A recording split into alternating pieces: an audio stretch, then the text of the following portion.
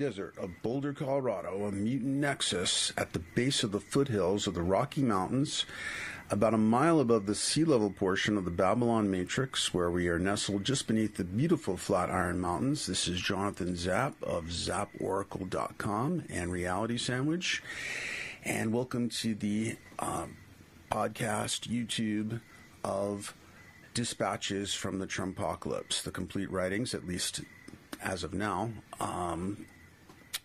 by Jonathan Zap about the Trumpocalypse. And today is December 19th of 2017, one of the longest years in memory. And a couple of disclaimers. I'm not recording this in a sound studio. Couldn't even get GarageBand going this morning, so it's going to be very raw, unedited audio. Just recording on a digital audio recorder with built-in microphones. And you'll probably hear the sounds of a household waking up around me. I usually start work pre-dawn. And if you hear any crickets in the background and wondering why they're crickets on December 19th, they are synthetic. It's something I keep on in my study to keep me calm during the Trumpocalypse. And it's also part of the theme, I guess, that the Trumpocalypse has some elements of simulated reality about it.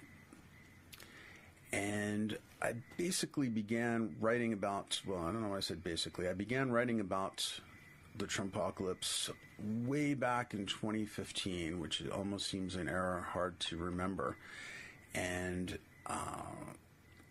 but even though I was writing from the point of view of desperately trying to get people to vote in a way that would prevent it from happening, there's just something that seems every day that goes by more fatefully inevitable about the election of Trump. Even back in 2 years ago, 2015, when I wrote my first article, and Donald Trump just seemed more like a glimmer in the devil's eye or some distant unlucky star that we hoped would never get very far and all that kind of thing. Somehow, it seems like it was a cosmic joke that had to play out.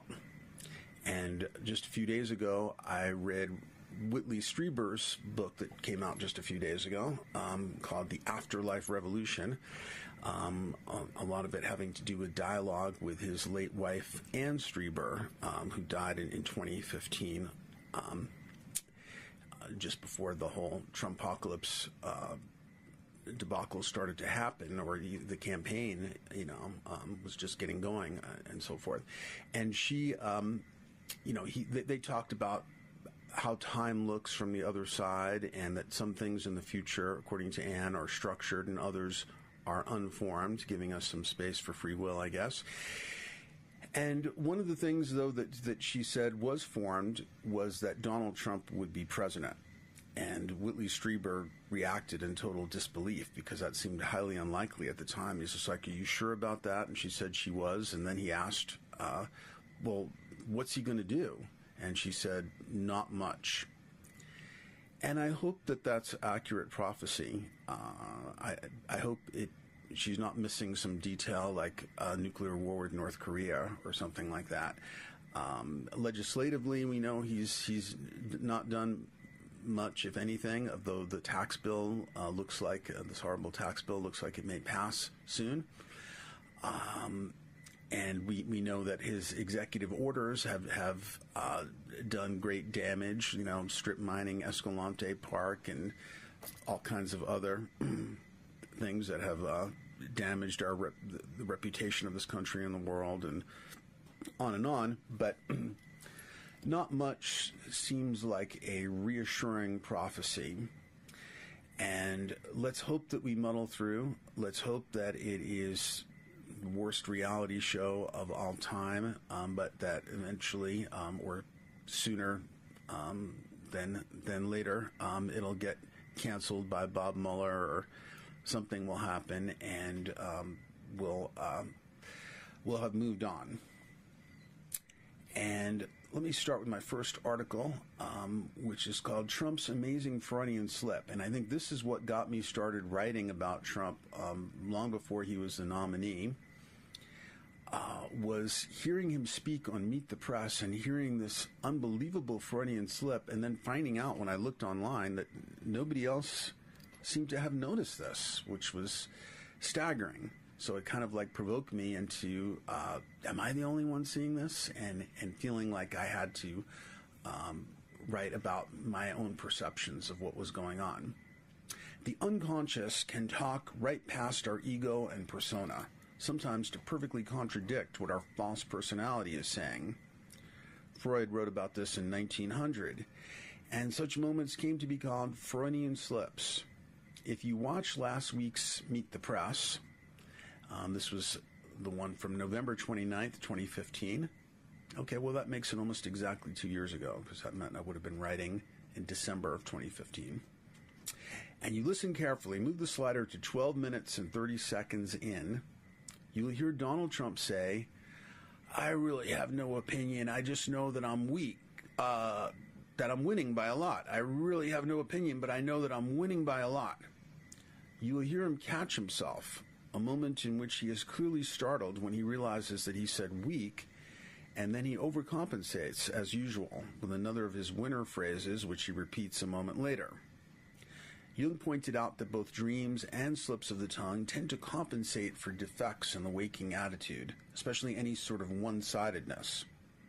As in the yin-yang symbol, Trump tries to portray himself as all white, yang, masculine power, but the I'm weak slip, like the black dot in the white yang, shows his unconscious peeking through and tweaking his own nose.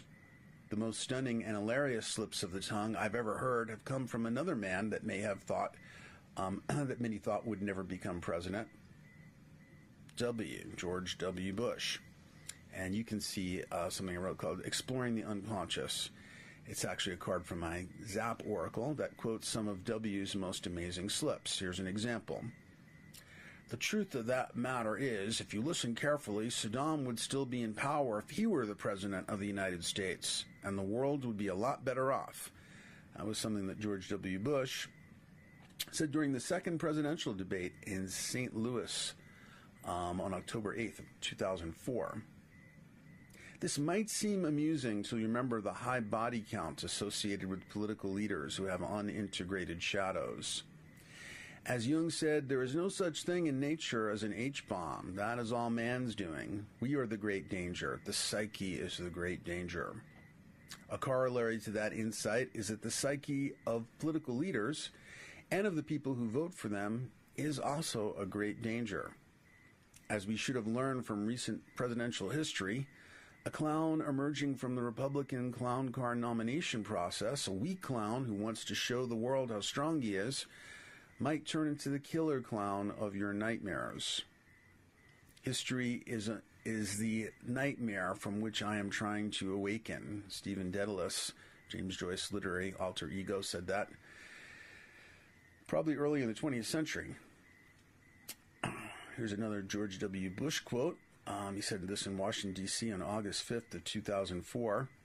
Our enemies are innovative and resourceful, and so are we. They never stop thinking about new ways to harm our country and our people, and neither do we. Here's another quote, something W said at the White House on December, because people have kind of like forgotten because of the unprecedented awfulness of Donald Trump. George W. Bush seems almost like this, calming professional figure now, but we forget that how frightening he was when a coin toss, the coin seemed to land on the edge in 2000, and the Supreme Court made him president. And he was also a little scarier because he was younger than Trump, far younger when he was elected, and still had a lot of like this youthful machismo and wanting to prove himself. But to be fair, I think that if George W. Bush were made president right now, and I'd gladly substitute him, I think he's learned a lot since then and has become a much humbler and wiser person, and is spending his days doing amateur oil painting and so forth, and thinking about what happened and everything. And we paid the price for his education, but he certainly seems like a much more sane person right now than who we've got in the Oval Office at the moment. Okay, here's something else he said. Who could have possibly envisioned an election in Iraq at this point in history? Okay, there's another quote. As quoted by the San Antonio Express News, January 30th, 2000. The most important job... All right, the next article was written, it would appear right after Trump's nomination, and it's called Hurtling Toward Trumpocalypse. And that was the first time I used that word, though other people seem to have thought of it as well. Denial and bargaining have turned to resignation and acceptance that the next person that will be picking up the red phone in the Oval Office will not be me. I suspended my campaign a while back. There's a picture of me picking up the red phone in this article. And it won't be my safety backup choice, Bernie Sanders. The next president will be Hillary Clinton or Donald Trump, and that means it is quite likely that it will be Donald Trump and that we are hurtling toward Trumpocalypse.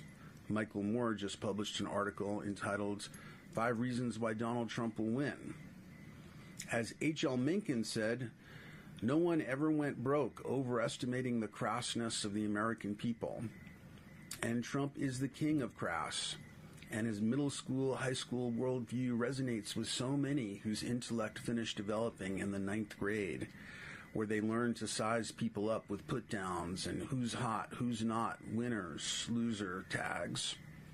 I taught high school for 14 years in New York. And by the way, my dislike of Trump dates back to the early 80s, because living in New York City, all the tabloids picked him up, and he seemed the most annoying of all celebrities, which is saying a lot when you think about how many annoying celebrities there are out there. And so my antipathy has a longer history than some people's. I taught high school for 14 years and have studied American popular culture for far longer, and have come to the realization that few Americans ever recover from high school. What I call the hollow folk, and you could see something I wrote called Beware the Hollow Folk. It's card number 62 in my Zap Oracle. Are largely people whose minds, in scare quotes, sexuality and general attitudes were formed in high school or middle school, and who spend the rest of their lives as ungracefully aging adolescents, still longing for the high school image of success. To hollow folk, Trump seems like a successful genius. He speaks on a middle school level, and this has actually been confirmed by linguists. He makes dumb people feel like they're smart, like he's smart. And fuck all those book-reading experts who think they know more than the real Americans. And I also wrote an article called Real People Suck, an Imaginary Person's Manifesto, when I felt irate about Sarah Palin's emphasis on the real America, which was obviously not people living in places like New York or Boulder, Colorado. And the real Americans are the proud dumbasses who are pissed off that robots and Mexicans can outperform them, and who cling to their guns, fundamentalist religion, opiates, scapegoats, and heavily processed food. What Clinton aptly called the basket of deplorables. Some will push back on this and say, you don't get it. There's real legitimate anger out there, and Trump is channeling the anger of people who rightly feel the system is rigged against them. Yes, there is a legitimate rebellion from elite globalist types who have concentrated the planet's wealth. But remind me again of which times and places of human history wealth and power were not concentrated in an elite. Ancient Egypt? I don't think so. Anyway, Scandinavian countries of the present era, to some extent, maybe. Israeli kibbutz of the 1960s. What do you think Karl Marx was writing about in the 19th century? A thriving middle class and the heightened expectations of the American dream are more exception than rule. Elites concentrating an unfair share of wealth is the norm in history. though the degree of concentration fluctuates and is worse in this country than it was 40 years ago. And actually, some statistics came out recently where they measured this index, and our country is the worst on the planet as far as wealth concentration. And you've been hearing recently that, Jeff Bezos, Warren Buffett, and Bill Gates, just the three of them, have more wealth than the bottom half of the whole country of 150 million or so people. Elites concentrate, but those three guys are not as bad as a pharaoh or somebody like that, or a Vladimir Putin, who may be the richest man on the planet with all the money he's stolen. To put it in perspective, elites concentrating an unfair share of wealth is the norm. Okay, I guess I read that. This doesn't mean that we shouldn't do something about it. And my dad, by the way, was a socialist leader back in like the 40s and 50s and stuff, the Leninist Socialist Party or something. He got kicked out, by the way, for criticizing the ideology or something. This doesn't mean that we shouldn't do something about it. We should, but many people have an historical context that gets extremely foggy about life, what life was like before the birth of Facebook. What is also not new is a perception that life is tough, and anger that there's something wrong about this world and its rigged systems. I mean, that's basically what religion, read the book of Ecclesiastes. I mean, Jesus throwing over the tables of the money changers and so forth. As the movie The Matrix, which came out in 1999, during the financial prosperity of Clinton's second term, put it, there's something wrong with the world. You don't know what it is, but it's there like a splinter in your mind, driving you mad.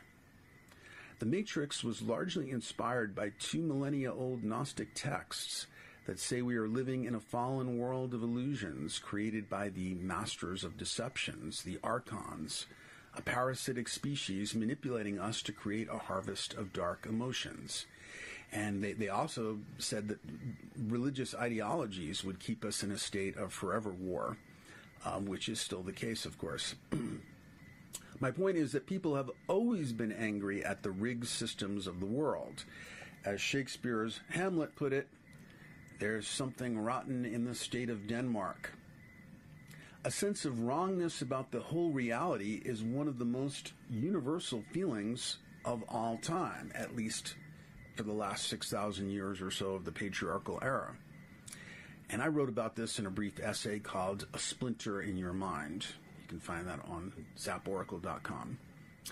Religions were largely created to address the dark feelings people have about this reality.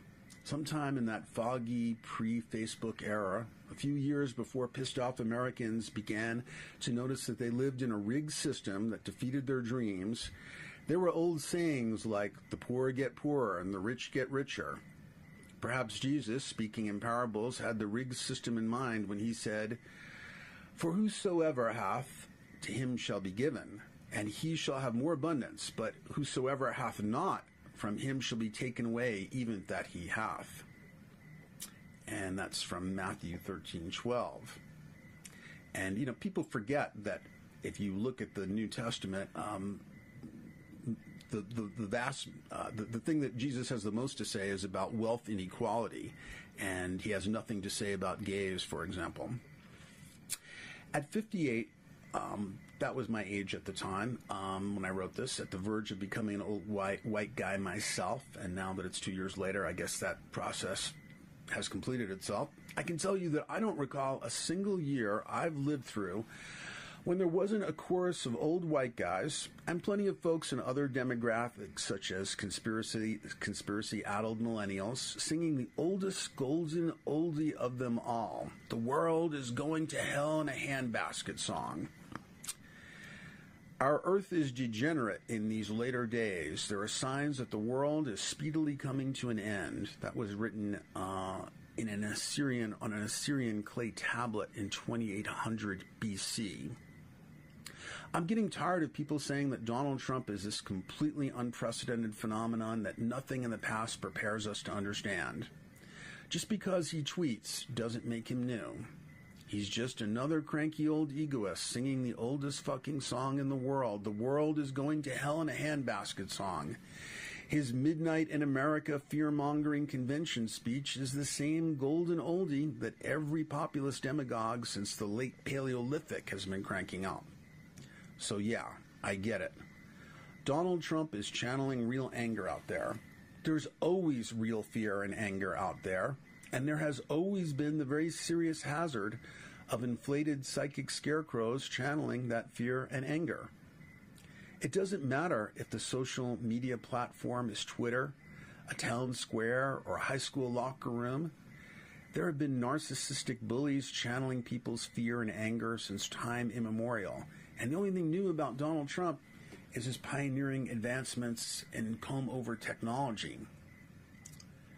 People have always chosen one angry guy or another to personify their collective shadow. And of course, in the last week from the time of this recording, we just had what's hopefully the end of the appalling spectacle of Judge Roy Moore from Alabama talk about an angry white guy. And of course, he brought back memories of that other angry white guy from Alabama, George Wallace, for those old enough to remember. So the angry old white guy personifying collective rage of a certain demographic is not a new story. When people would ask Carl Jung, who actually met Hitler once, how was Hitler able to manipulate the German psyche, the psyche of the German people, he replied, Hitler didn't manipulate the German psyche, he was the German psyche. Donald Trump is a perfect personification of the shadow part of the American psyche. So was W. So is every popular demagogue. Dumbasses who can't own their own shadows and who don't have the historical context to realize that the world has always seemed wrong have always fallen in love with hollow strongman types who personify their own inner weakness. As Trump said on November 29th, I'm weak. Trumpology, a master class, you can Google that, is the most thorough article I've read on what animates a psychic scarecrow like Donald Trump. It was a bunch of authors who'd written books about Donald Trump getting together to talk about what they discovered about his personality. It's too bad that the power psychology of Alfred Adler, whose name was once nearly as prominent as Freud and Jung, has been largely forgotten. It was Adler who coined the terms superiority complex and inferiority complex. Adler wrote, we should not be, I wish I could do the German accent, but we should not be astonished if in the cases where we see an inferiority feeling complex, we find a superiority complex more or less hidden. On the other hand, if we inquire into a superiority complex and study its continuity, we can always find a more or less hidden inferiority complex. And another Adler quote, if a person is a show-off, it is only because she or he feels inferior, because she or he does not feel strong enough to compete with others on the useful side of life. That is why she or he stays on the useless side. It seems to be a trait of human nature that when individuals, both children and adults, feel weak, they want to solve the problems of life in such a way as to obtain personal superiority without any admixture of social interest. That sounds like a perfect definition of Donald Trump. Here's another Adler quote. The superiority complex is one of the ways that a person with an inferiority complex may use as a method of escape from his or her difficulties. She or he assumes that she or he is superior when she or he is not. And this false success compensates her or him for the state of inferiority which she or he cannot bear. And you can see the Wikipedia article, Superiority Complex. In a classically Adlerian way, Trump's need to constantly assert himself as the winner comes from a desperate inner recognition of weakness, as his amazing Freudian slip, also really an Adlerian slip, reveals. The demographic he appeals to is the same non-college educated white demographic that has had a shocking increase in early mortality. You may have heard about this. You could see an article, you could Google a shocking rise in white death rates midlife. And some of it is opioids and suicides and bad nutrition and other things. In other words, he appeals to demographics that are losing power, to people who have reason to fear that they are weak and who want to overcompensate by acting like bullies and trumped-up wannabe winners. I'm not comparing the two in the sense of an equivalency at all, but Hitler and Nazi comparisons, are almost all nonsense. But psychic scarecrows, and that was Jung's description of Hitler after meeting him. He shook his hand and said he felt like he was shaking hands with a psychic scarecrow. Psychic scarecrows are a subspecies that do have some things in common. They can become surrogates for little psychic scarecrows, what I call the hollow folk, and Jung called mass man. I think Gurdjieff called them the Hosnimus. Psychic scarecrows like Trump are a focal point for those who feel this sense of grievance and who want to compensate for feelings of weakness by smoking the crack of trumped-up egoism with chasers of sugar rush narcissism to get this quickly fading surge of rage and self-importance where they get to feel that they can transform weakness into being a winner or bully. So to summarize, I'm an angry older white guy who is angry at people who think that people getting duped by angry old white guys is anything new. When James Joyce wrote, history is a nightmare from which I am trying to awaken, and that was probably very early in the 20th century he wrote that, he was talking about the nightmarish parade of Donald Trumps for the last 6 millennia. When William Butler Yeats wrote his apocalyptic poem, Second Coming, in 1919, and talked about a time when the best lack all conviction while the worst are full of a passionate intensity, he was talking about Donald Trump, a time that began over 6,000 years ago. In other words, the patriarchal era. Here's how Yeats described Donald Trump in 1919. A gaze blank and pitiless as the sun is moving its slow thighs while all about it reel shadows of the indignant desert birds. The darkness drops again, but now I know that 20 centuries of stony sleep were vexed to nightmare by a rocking cradle, and what rough beast, its hour come round at last, slouches toward Bethlehem to be born. So, Donald Trump is not the first rough beast with slow thighs to come slouching down the skull-shadowed corridors of history. Trumpocalypses are nothing new. But what's also not new is that it sucks to live through Trumpocalypses. And the way to prevent the Trumpocalypse slouching toward us right now is to suck it up and vote for Hillary Clinton. She's not Bernie Sanders, not Elizabeth Warren, and voting for her might feel like drinking a big gulp of aspartame-sweetened Diet Dr. Pepper when you prefer rose petal goji berry-infused kombucha. But the bottom line reality is that Hillary is significantly less likely to trigger a Trumpocalypse than Donald Trump. Bill Maher quoted someone who said, I disagree with Hillary about almost everything, but she's within the normal range for being wrong.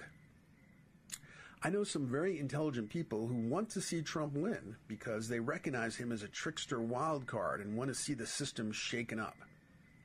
I grew up in the Bronx during the time when the system fell apart, when New York City and especially the Bronx was like the Wild West in the early 70s and so on.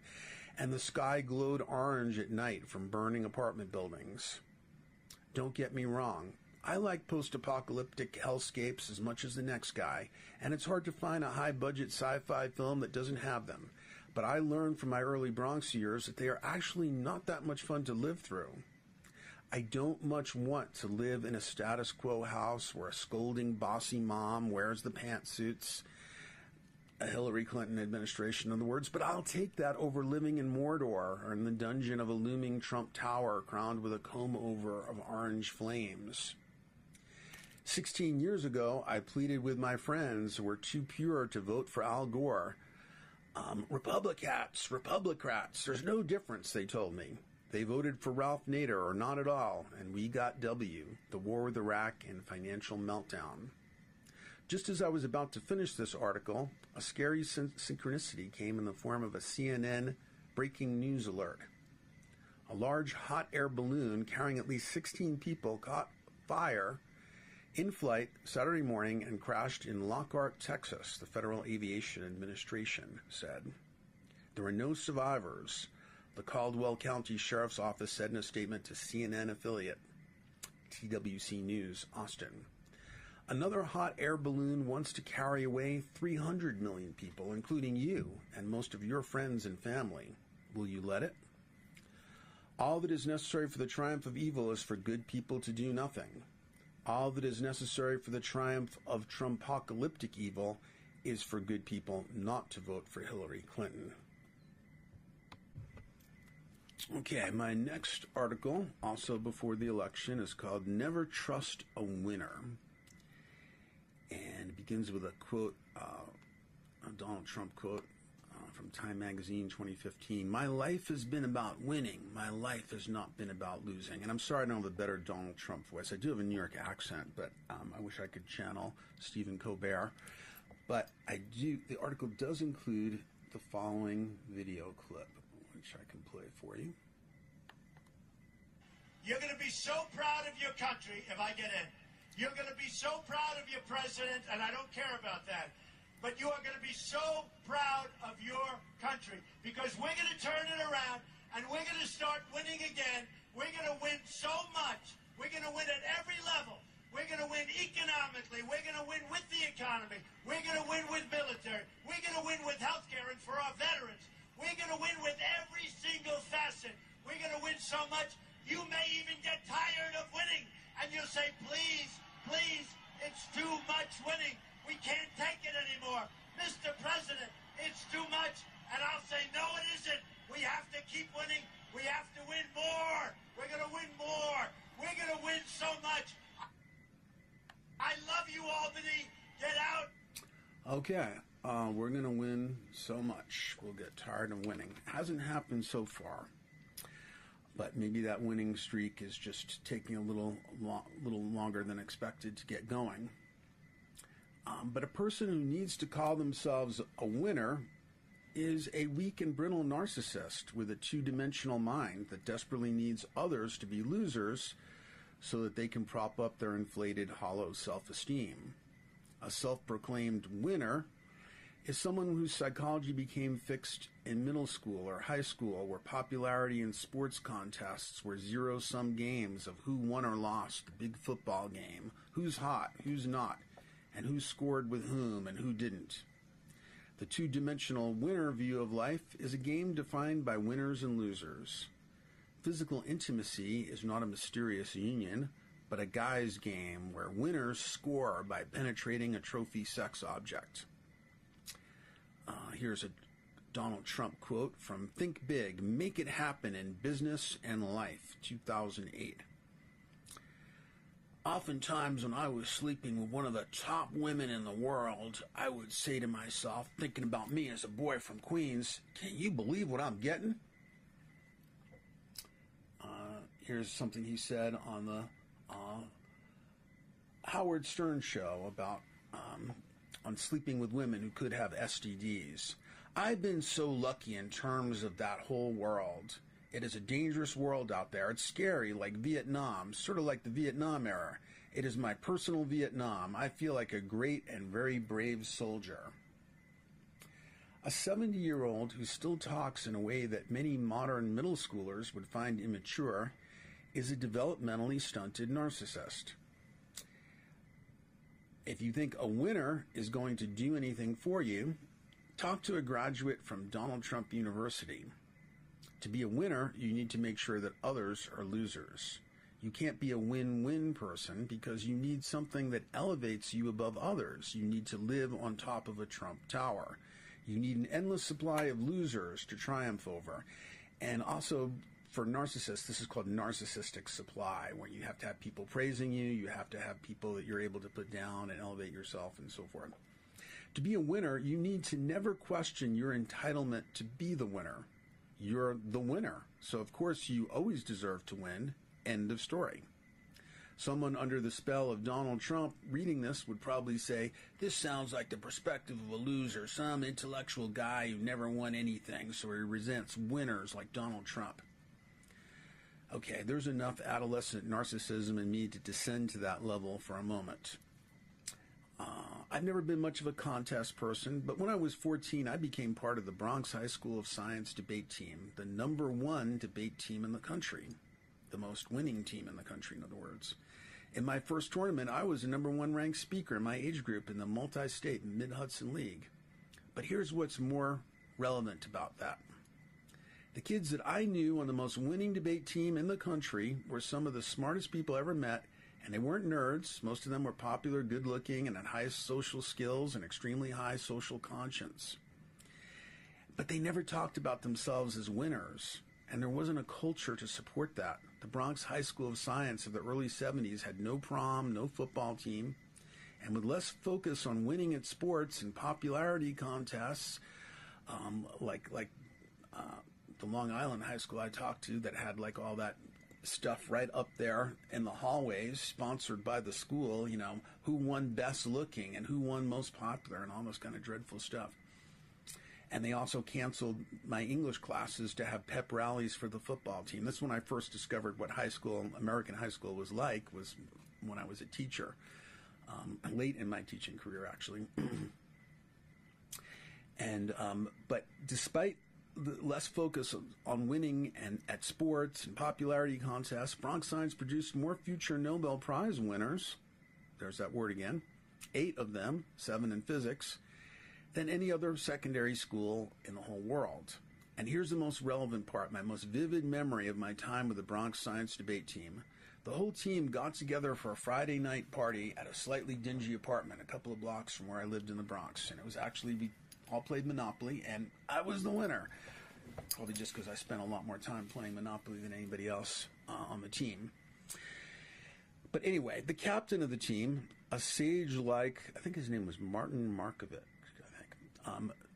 of the team, a sage-like and humble, handsome, and charismatic young guy with long hair who had just gotten a scholarship to Yale, initiated a serious discussion I participated in on the ethics of debate. He confessed to having doubts about the morality of debate contests because it seemed to him that we might be wishing harm on our opponents by seeking to beat them. If Donald Trump had overheard this conversation, he would have branded this as the perspective of total losers. But these kids were the most winning team at what they did in the entire country. Unlike winners, they didn't think of themselves as entitled to win and question their own motives, their own darkness, which is something that winners never do. A winner is too weak to face their own shadow, and therefore they must project it onto another person or group. Like here's something that Donald Trump said. Rosie O'Donnell's a disgusting both inside and out. You take a look at her, she's a slob. She talks like a truck driver. She doesn't have her facts. She'll say anything that comes to her mind. I mean, she's basically a disaster. Makes me think of some other celebrity who doesn't have their facts and will say anything that comes to their mind. For a winner, that's called shadow projection, obviously. For a winner, winning isn't everything. It's the only thing. There's no room to reflect on what the need to always be the winner says about their character. A winner is someone whose inner weakness fills them with a need for power and glory. The price of their winning is misery for a great many other people, like so many of the people who did work for Trump businesses and got paid only a fraction, if anything, of what was agreed, who got scammed by shady Trump real estate promotions or Trump University. If Trump wins, the world loses. And we are getting tired of the losing right now. Unfortunately, there is only one thing any of us can realistically do to prevent that. And yeah, I get the distastefulness of this for many of you, but that one thing is to vote for Hillary. It's been said that all that is necessary for the triumph of evil is for good people to do nothing. The corollary of that is all that is necessary for the triumph of Trump and Trumpism is for good people not to vote for Hillary Clinton. Voting for Hillary is the only realistic way to keep the world from losing. I realize that many of my friends feel too ideologically pure to choose the lesser of two evils and so forth. These are the same folks who shouted Republicrats at me in 2000 when I tried to point out that Gore was a far lighter shade of gray than W. Their sense of their own purity wouldn't allow them to settle for the only realistic alternative, Al Gore. And so they either didn't vote or voted for Ralph Nader, and the rest, as they say, is history. A history that includes tax cuts for billionaires and invading Iraq because of imaginary weapons of mass destruction. The Clintons deserve plenty of criticism. And I'm pretty sick of him myself, to be honest, at the moment. But some of it is highly exaggerated. And you can see an article I wrote that I'm not reading because it's not about Trump specifically, but it's called The Demonizing of High-Profile Democrats, a same old shadow projection. You know, before Kennedy was shot in Texas, they had up on lampposts and stuff flyers that, you know, had a wanted poster look with, you know, him in profile and so forth, saying, you know, wanted for treason, John Kennedy and so forth. And so this was something that was said about FDR, Truman, Clinton, you know, Carter, and so on. I would expect Clinton to be a competent president, not my fantasy of what a president could be. I also think some, but not all, of the negativity about her is because of gender stereotyping. As the New York Times just reported, this is a Trump speaking to David Muir of ABC. Well, I just don't think she has a presidential look, and you need a presidential look. That echoed a remark he made Monday when speaking to a small group of mostly men in Cleveland. Mr. Trump asked skeptically, and she looks presidential, fellas? In other words, fellas, Hillary Clinton doesn't have a presidential look because she's not a fella. A winner is supposed to be an alpha male and is not supposed to be, as Elizabeth Warren put it, getting beaten by a girl. Whatever ambivalence or distaste you might have for Hillary, consider the historic opportunity to have a female president and what that will mean for the evolution of gender roles. Help the winner lose and think of yourself as helping to score a history-making win for gender equality. Well, you can probably tell from my bragging about the Bronx High School Science Debate Team that I, too, am a narcissist, and I admit that throughout my writings. I like to think of myself as a partly recovering narcissist, and I was never someone with narcissistic personality disorder like Trump has, which is a much more serious condition and where you do reprehensible things to other people. But it kind of takes one to know one, and that narcissism will be pretty on display in the following article called Can Post-Trumpocalyptic Retrocausation Save Mankind?, in which I include some Facebook posts. Some of them are quite vulgar. Be forewarned, you've already heard a little bad language here. There's something about the Trumpocalypse that brings out that side of myself, I guess. And there's quite a bit of narcissism, too, as it's based on the idea that some of my Facebook status updates and reality sandwich articles might be able to keep Trumpocalypse from ever happening through retrocausation. And it's told in the form of a post-Trumpocalyptic sci-fi story, partly. Status update, September 19th at AT24. In other words, 24 years after Trumpocalypse, AT. Our underground nuclear-powered biosphere is failing, and now there are only 6 of us left, and our oxygen levels are dropping 8% every 36 hours. Today, I took the turbo lift up to the surface to take a last selfie in front of the rotting carcass of a commercial airliner. I was traveling in Iceland at the time and posed in front of such a rotting commercial airliner in the middle of a strange black desert. First Medical Officer Reynolds says even 2 minutes on the surface is enough radiation exposure to kill you in a month. But what difference does it make if your oxygen supply will only last for days? When the end is near, you forget the little stuff and grasp for what can still give your life meaning. Selfies and the remnants of social media still remaining. Of the 5 other human beings still alive, 3, that's over 50%, liked my selfie, and the other 2 survivors passively aggressively responded with obscure emoticons. But the point is, I'm still alive, and I can still status update, therefore I am. Only one hope remains. Professor Heisenberg has been working feverishly on his retrocausation experiments. He says that he has actually been able to digitally hack into the past and manipulate Facebook status updates exactly a quarter of a century in the time before Trump's election and the ensuing Trumpocalypse. Professor Heisenberg claims to have successfully altered the Facebook status updates of the noted visionary writer and philosopher Jonathan Zap, and says this may have such a powerful effect on the collective unconscious that it could actually prevent Trumpocalypse from ever happening. His choice of targets, however, strikes me as very odd. Sure, this Jonathan Zap is an exceptionally handsome and charismatic guy, and yeah, everything we know now confirms that all of his prophetic insights were perfectly accurate, but still, in 2016, he was at best a minor public figure. Why not manipulate one of Donald Trump's tweets or post one of the photos leaked in 2017 of Donald Trump masturbating on his knees in Trump Tower before a giant poster of a shirtless Vladimir Putin? But Heisenberg says all the calculations he's done have been confirmed by our AI supercomputer, and it looks like there's no doubt that the future of the world, more than any other factor, is shaped by the Facebook status updates of this one guy, Jonathan Zap. The only other factors that remotely compare and power are Zap's reality sandwich articles and his award-winning ZapOracle.com website. His free 664-card oracle, the Zap Oracle, apparently provided users with so much prescient insight into the future that it makes the past timeline more fluid and capable of retrocausative influence.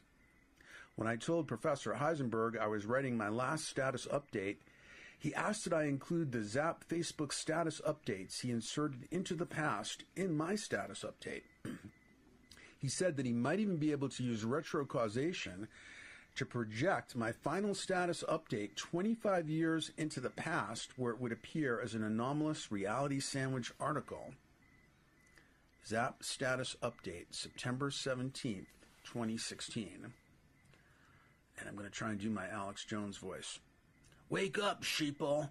90% of the people on Facebook, even those who pretend to support Trump, are on the Clinton Foundation payroll.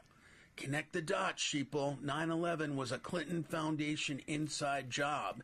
Every day, tens of thousands of American children are being abducted by the Clinton Foundation and put in FEMA camps where they are implanted with chips and brainwashed to become UN Special Forces troops who call themselves progressives and liberals that will confiscate your guns and impose Sharia law. And another thing the mainstream Clinton-controlled corporate media won't tell you is that if you say Hillary backwards, it sounds just like ISIS. Wake up, sheeple. Freedom isn't free. Repost this now or the terrorists have already won. Okay, Zap status update, September 18th, 2016. A former student, former NYPD friend of mine, who managed to retire with a six-figure salary in his early 40s, and most of the people that I've fought with about Trump on Facebook are former students of mine when I taught on Long Island in the 80s and early 90s.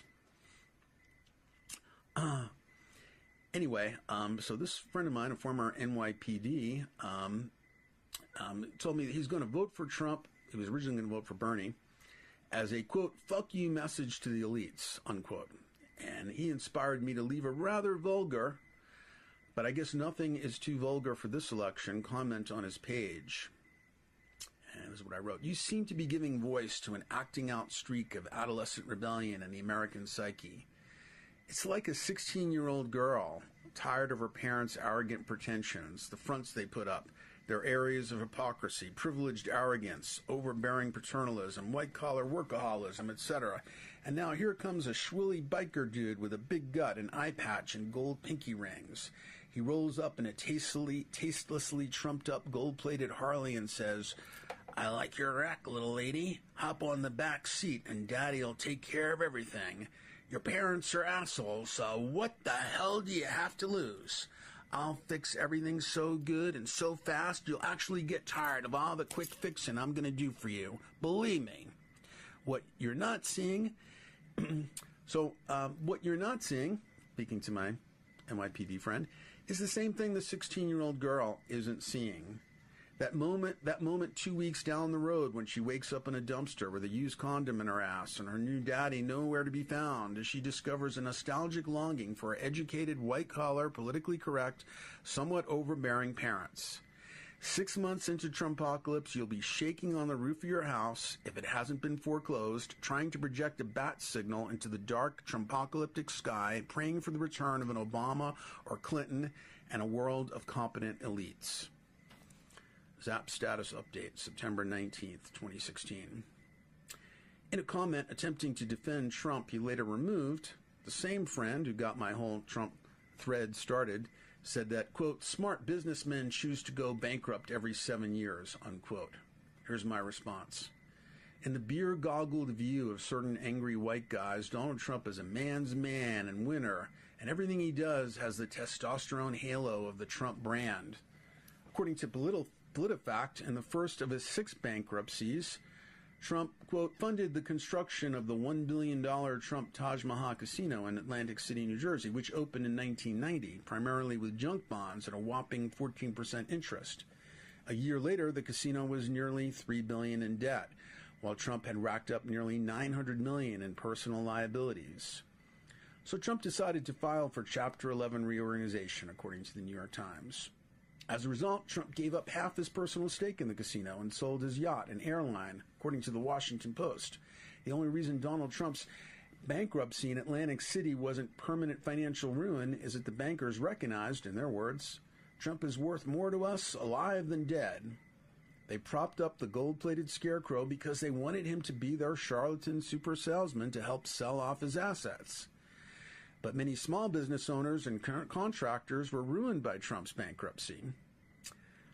His next bankruptcy, second of 6, was Trump Castle, which collapsed despite a desperate and illegal attempt by his daddy to prop it up. This is from an April 9th, 1991 article.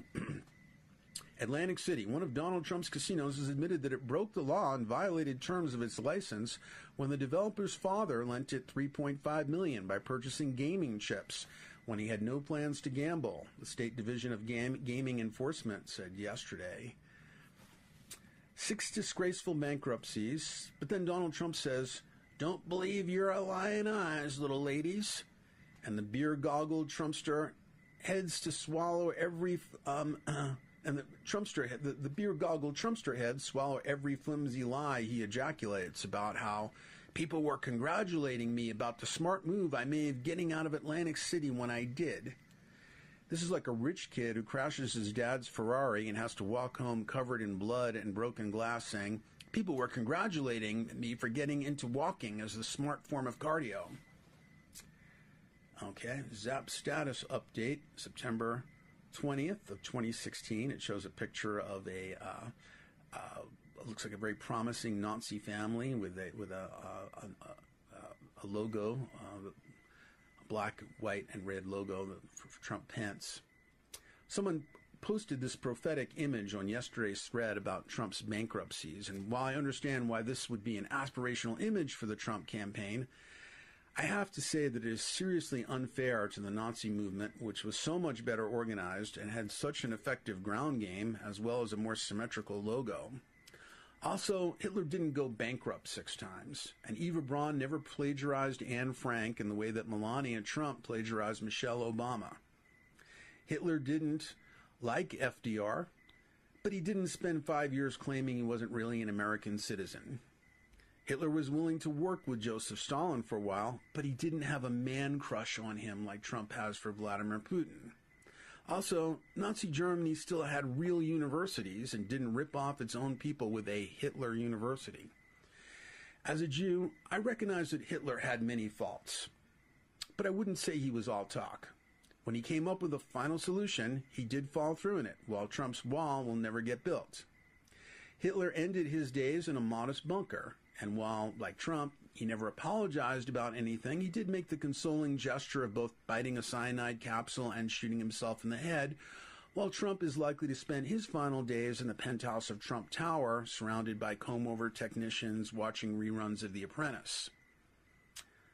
Final status update, epilogue. If Heisenberg is able to insert any more of these prophetically visionary Zap Facebook status updates into the past, I will update my final status update to include them, so please check back. If you're reading this in the past, in pre-Trumpocalypse 2016, when the internet still existed, then you'll know Heisenberg's digital retrocausation experiments worked. Heisenberg Also asked me to inform anyone reading this in the past that they can contribute to the prevention of Trumpocalypse by reading and reposting all of Zap's articles about the 2016 election. Okay, well, the next article is a little bit sloppy. It was written at high speed. It came, I think it was written right after Donald Trump said that he ended the birtherism controversy. And I was just so irritated. I felt like I had to channel him and write an article from his voice. And I'll try and go through it quickly. It's called Jonathan J. Zap, Making Facebook Great Again, 2016. I didn't start the Zuckerberg controversy. That was started by Google in 2008, but I ended it with my amazingly successful Facebook posts. And I really have to congratulate myself on my successful winning with that and the truly amazing things I was able to accomplish for the American people by being so successful and making social media great again. Believe me, folks, it's just unbelievable. You just can't believe what people out there are saying about me. The support out there for me is tremendous. It's tremendous, believe me. You just can't believe the great things I'm hearing about myself from the little people out there about how great I am. It's tremendous, unbelievable, believe me. And it's not just about me. It's also about what I've been able to accomplish with one amazingly successful Facebook post after another. Just one winning post right after another. Unbelievable. Unbelievable the tremendous success I've had. It's just tremendous what I've been able to do for myself and what people are saying about the tremendous success I am. And I've had that success because unlike a loser like Mark Zuckerberg, I have a winning temperament. But you know what, folks? I don't care about me. I care about you. Believe me, folks, it's true. I just have a fiduciary responsibility to myself to promote myself and continue to be such a great success. Look, I was smart. I was really, really smart. And a lot of people give me credit for that. A lot of people out there give me credit for how smart I am because I knew how to take advantage of the rules of Facebook to make myself a total success, an unbelievable success. And I was able to be such a successful winner on Facebook because I know the Facebook system better than anyone, and that's why I'm the only one who can fix it. Believe me, right now, Facebook is a total disaster. But I will fix it, and I will fix it really, really quickly so that Facebook can start winning again and become great again. Right now, Facebook is just a disaster, a total disaster. You just can't believe what people are telling me about it. Believe me, folks, it's just a total disaster. African Americans, Latinos, their posts are just being shot down by marauding trolls all over the place. A total disaster. The worst it's ever been in human history. The worst. Unbelievable. This Mark Zuckerberg, he's been there. He's been on Facebook for like 30 years, and he's done absolutely nothing. A total disaster. Zuckerberg is just a total disaster. He's a racist, a bigot, a rapist, a murderer, a total disaster, and his wife looks like a pig, like some kind of cheap Chinese pig. It's just disgusting the way she looks. I don't even know if she's a 2. I'm married to a 10, and he's married to a 2, if she even is a 2. Unbelievable. And he doesn't even look like a CEO. Am I right, folks? Does Zuckerberg look like a CEO? He wears hoodies to work. It's disgusting. It's unbelievably disgusting. When I'm in charge of Facebook, I'm going to have a social media police that are going to prosecute Zuckerberg and put him in jail. I'm going to lock Zuckerberg up in jail, lock him up, and throw away the key, and then I'll make Zuckerberg pay for the key I just threw away. You just can't believe what I'm hearing out there about how angry people are about what a disaster, a total disaster Zuckerberg's been. Right now, for the blacks, Facebook is just a total disaster. And that's why I told the blacks, what the hell have you got to lose? And you know what? They believe me. You just can't believe what I'm hearing out there about how much the blacks support me on this and with everything. Believe me, it's true. And the Latinos and the women, the little women, it's just unbelievable how much all the little women out there love me and support me. When you're a star, it's just like that. The women love you. It's unbelievable. As soon as they see me, they just start kissing me, and they can't stop. I don't even have to use Tic Tacs because they just can't stop kissing me. I don't even have to use Tic Tacs to have total success with the kissing, but I use them anyway because no one respects women more than me. Even women don't respect women as much as me. The truth is, folks, that women aren't even capable of respecting themselves as much as I respect them. They're just not capable. That's the way it is. Believe me. I'm hearing from a lot of people out there that it's not that easy to respect women because most of them just can't get the job done. But I respect them anyway. I respect them far more than they're even capable of respecting themselves. A lot of them can't get the job done, and if they do, you know what, folks? They actually expect to get paid for it as much as a man. Unbelievable. They're always getting pregnant and missing work, and they still expect to get paid like men. Can you believe that? Give me a break. And most of them aren't even forced, but I respect them anyway. No one respects women the way I do. They just need to lose some weight. Okay, a lot of weight. And then I'll respect them even more.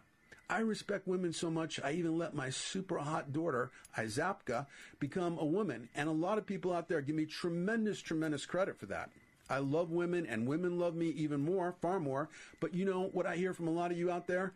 It's true. A lot of these women, like Hillary Clinton, are like these little motor mouths who just can't stop running their mouths, yada, yada, yada, and it's all just all words, and nothing gets done. But I respect them anyway. Most women, the vast majority of women, aren't even fives, but not even close to being fives. But you know what, folks? I respect them anyway. But right now, for the women and for the Latinos, right now, Facebook is a total disaster. But I'm going to fix it, folks. Believe me, I'm going to fix Facebook and make it great again, and I'm going to do it really, really quickly. Okay, the next article, also before the election, is called Docudrama on Trump's Early Years, provides cautionary insights. And begins with something that Donald Trump said in a private comment to Sean Hannity about the first stirrings of his presidential ambition early in childhood. I remember the moment well, that sense of dark inevitability and destiny after discovering the 3 red sixes birthmark under my scalp. At that moment, I realized that Gregory Peck was not my real father, and that one day my dark hair would turn into a strange reddish comb-over, and I would become a monstrously dangerous buffoon called upon to curse men and women and throw the whole world into turmoil. Although The Omen is a dramatization, and some names and places have been altered, it does provide a well-researched and highly accurate biographical account of Donald Trump's early life. The film comes from neither the left nor the right and takes a neutral and objective stance toward its subject while allowing certain cautionary themes to emerge from certain key moments of Donald Trump's early life. Okay, next article, also pre-election. Breaking news, RNC to dump Trump-Pence in favor of a Camacho-Smith ticket. In a bold move sure to stir controversy, RNC Chairman Ryan Priebus announced today that the Republican Party is going to officially dump the Trump-Pence ticket. I like Donald Trump, said Priebus at the packed Washington, D.C. press conference, and he has already done a lot to make America great again. But let's face it, he's like the Galaxy Note 7, a great device packed with advanced features. I was able to ignore the first few dozen explosions and fires it caused, but after a certain point, even an anti-regulation and pro-business party has got to agree to a recall. It's time to get back to our roots. Our greatest president, Ronald Reagan, was a movie star, not a reality television star, and our new winning ticket provides you with not just one, but 2 movie stars. At the head of our ticket is not just any movie star, but one who successfully played the President of the United States of America in the movies. Please give it up for the next President of the United States, Dwayne Elizondo Mountain Dew Herbert Camacho. This is a man who deeply understands the image of the presidency necessary to make America even greater again.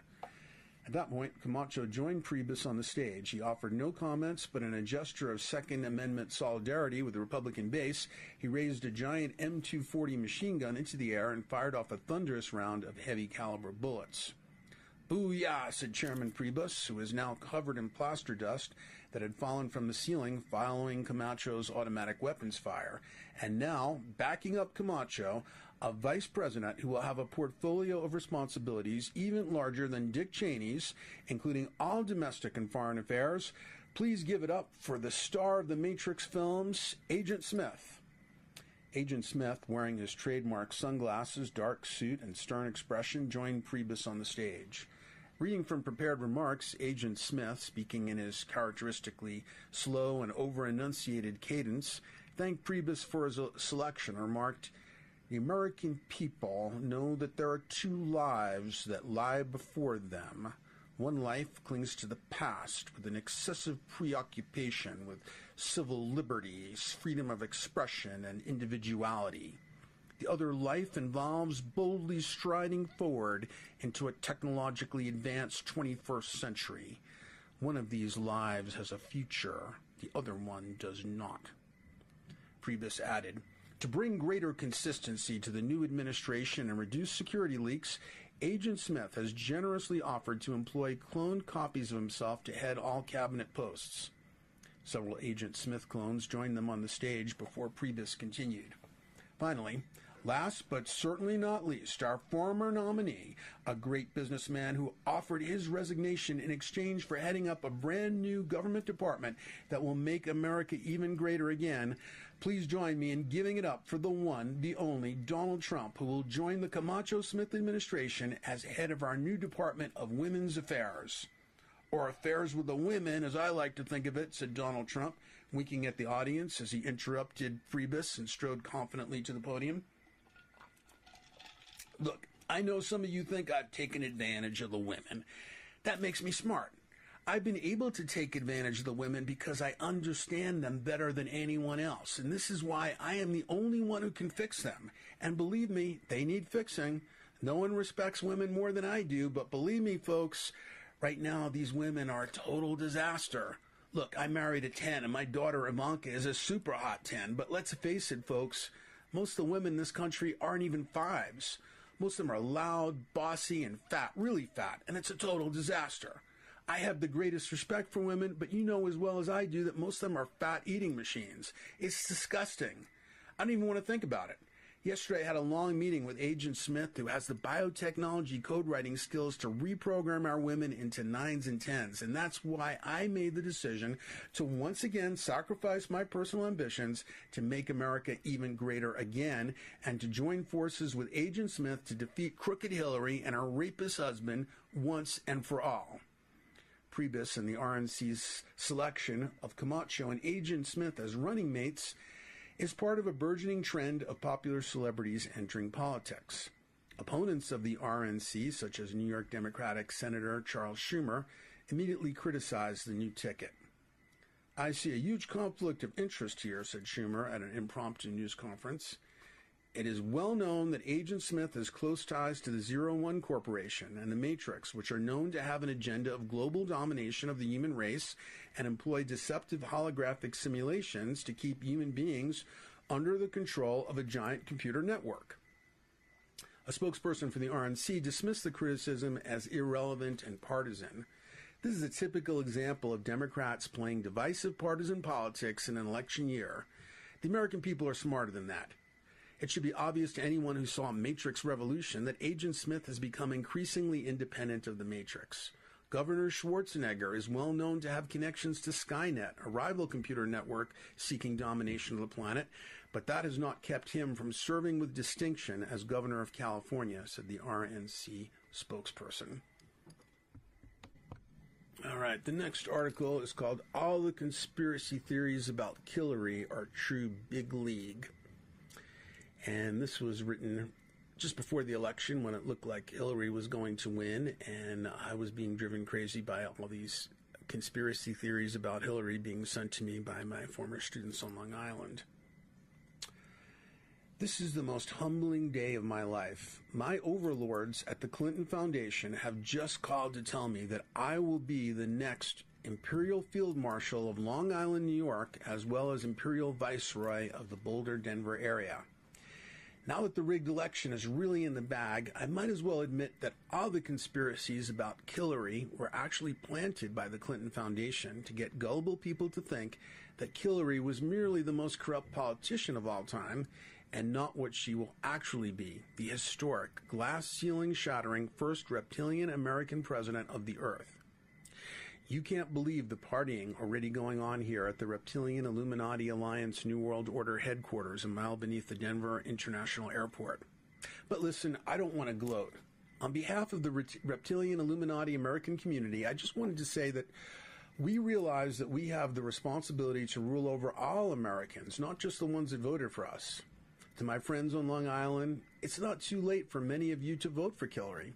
If you do, as Imperial Field Marshal of Long Island, I can offer to permanently elevate your subjugation status to Platinum Preferred VIP vassal, which includes something terrific and lots of big league benefits. But even if you don't vote for Hillary, here's what we're going to do to provide as an olive branch. Without visibly increasing your taxes at all, we're going to put all of you into a deceptive matrix stocked with lots of imaginary steak, imaginary guns, Cool Ranch Doritos, and most of the other things that you're used to that make life worth it. When you wake up on November 9th and Hillary is president-elect, you won't hear or see any of what's actually going on. Guns being confiscated by UN troops, babies being ripped from their mothers' wombs and sent to FEMA camps, real patriotic Americans standing blindfolded before Obamacare firing squads to make room for the 650 million Syrian refugees Hillary has promised to make full citizens. Instead, when you wake up on November 9th, even though you will have permanently lost the real America, things are going to look exactly the same as usual. Your gun will still be under your pillow. Your neighborhoods will still look mostly segregated. You'll still be able to spend your day masturbating to online pornography and playing first-person shooter video games. The stores will still be overflowing with all your favorite food-like substances.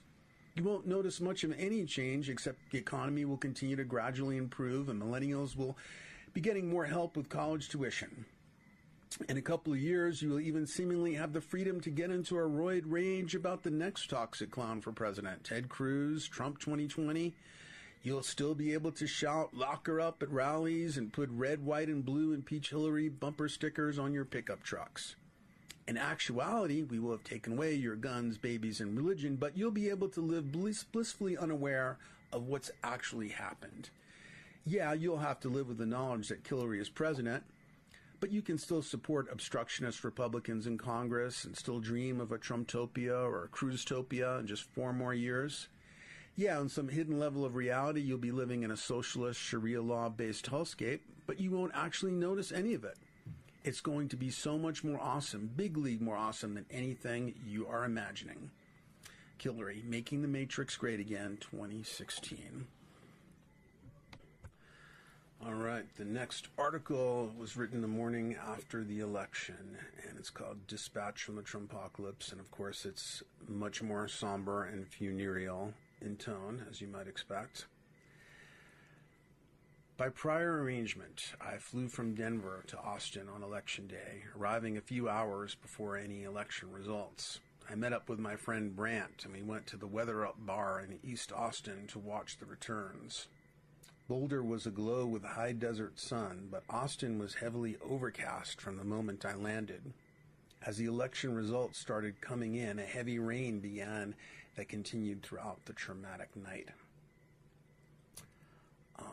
And one thing I don't think I mentioned in the article is that one of the group of, well, Brandt's girlfriend is a Mexican-American young woman, and who was absolutely traumatized in a much more personal way than any of us because it threatened her ability to stay in the country and everything.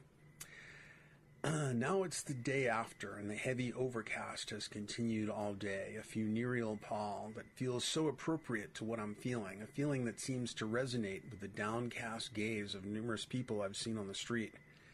It's an odd and pervasive feeling, not something I'm used to feeling about elections. It feels more like the devastating aftermath of a great disappointment in love, a deep body sadness, which doesn't quite make sense since it's not like I was ever in love with Hillary. Perhaps it is an anticipation of the future consequences of the terrible outcome.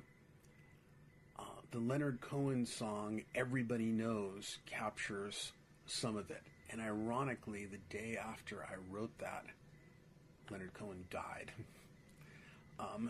And here's a little bit of Everybody Knows.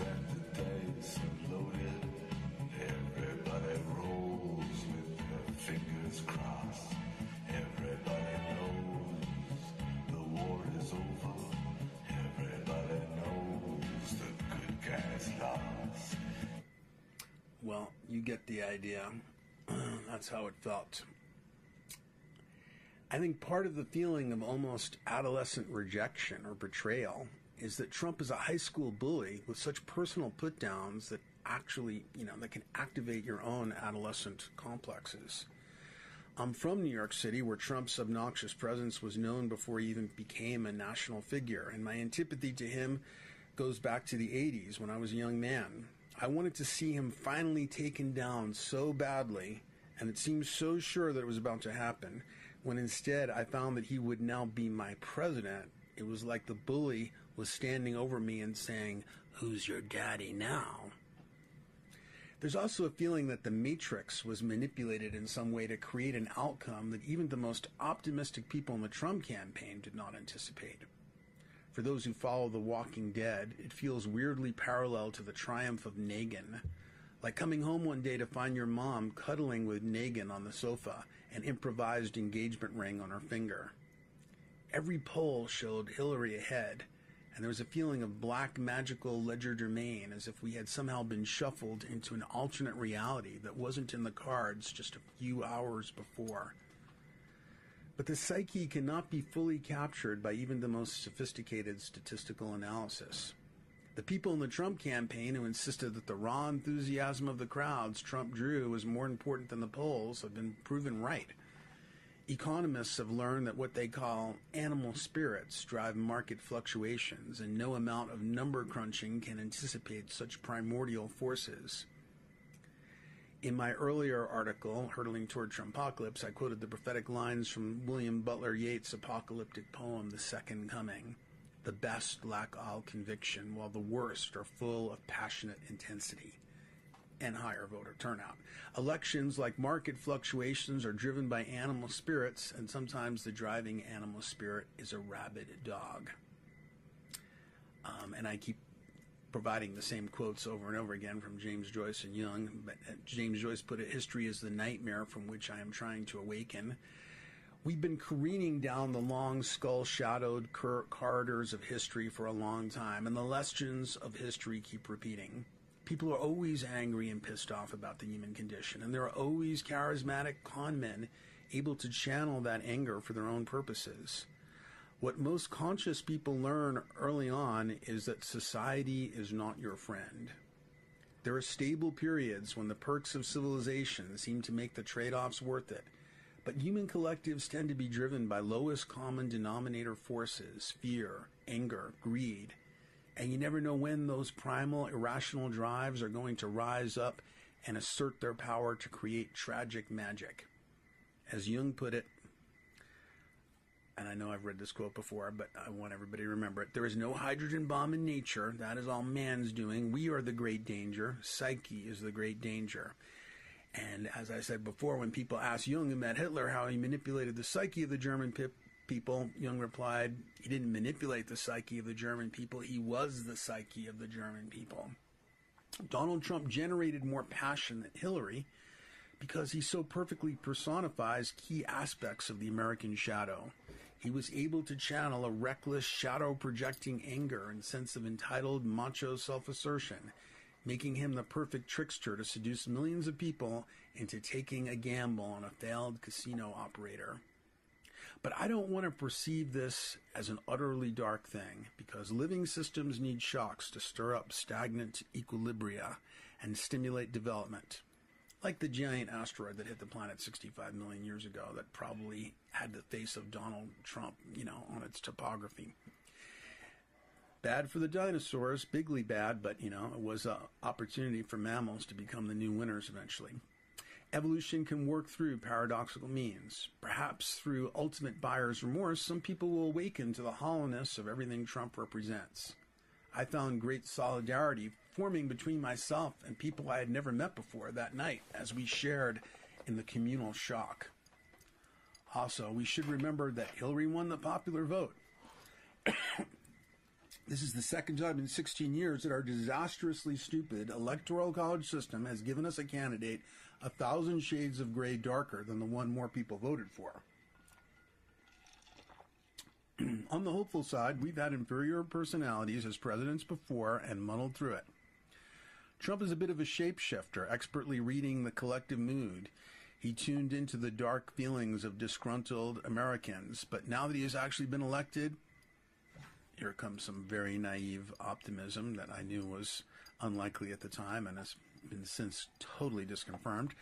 Perhaps he will shape-shift again and become more reasonable to adapt to the radically new circumstances of actually being president. His victory speech was graceful and thoughtful. Let's hope it's a real signal of a willingness to act in ways that do not reflect everything we know about him. People who voted for him are going to have a long time to discover what their choice means and just how many, or more probably how few, of the promises Trump made will be delivered. It's good to empathize a bit with our fellow citizens' disappointment with the economic system that led them to such a poor choice. But it's also more than valid to call them out collectively on their stupidity.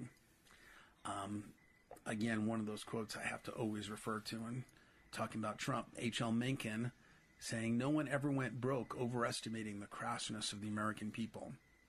Unlike Trump's ever-shifting promises, that decades-old statement seems like it's going to hold true for many years to come.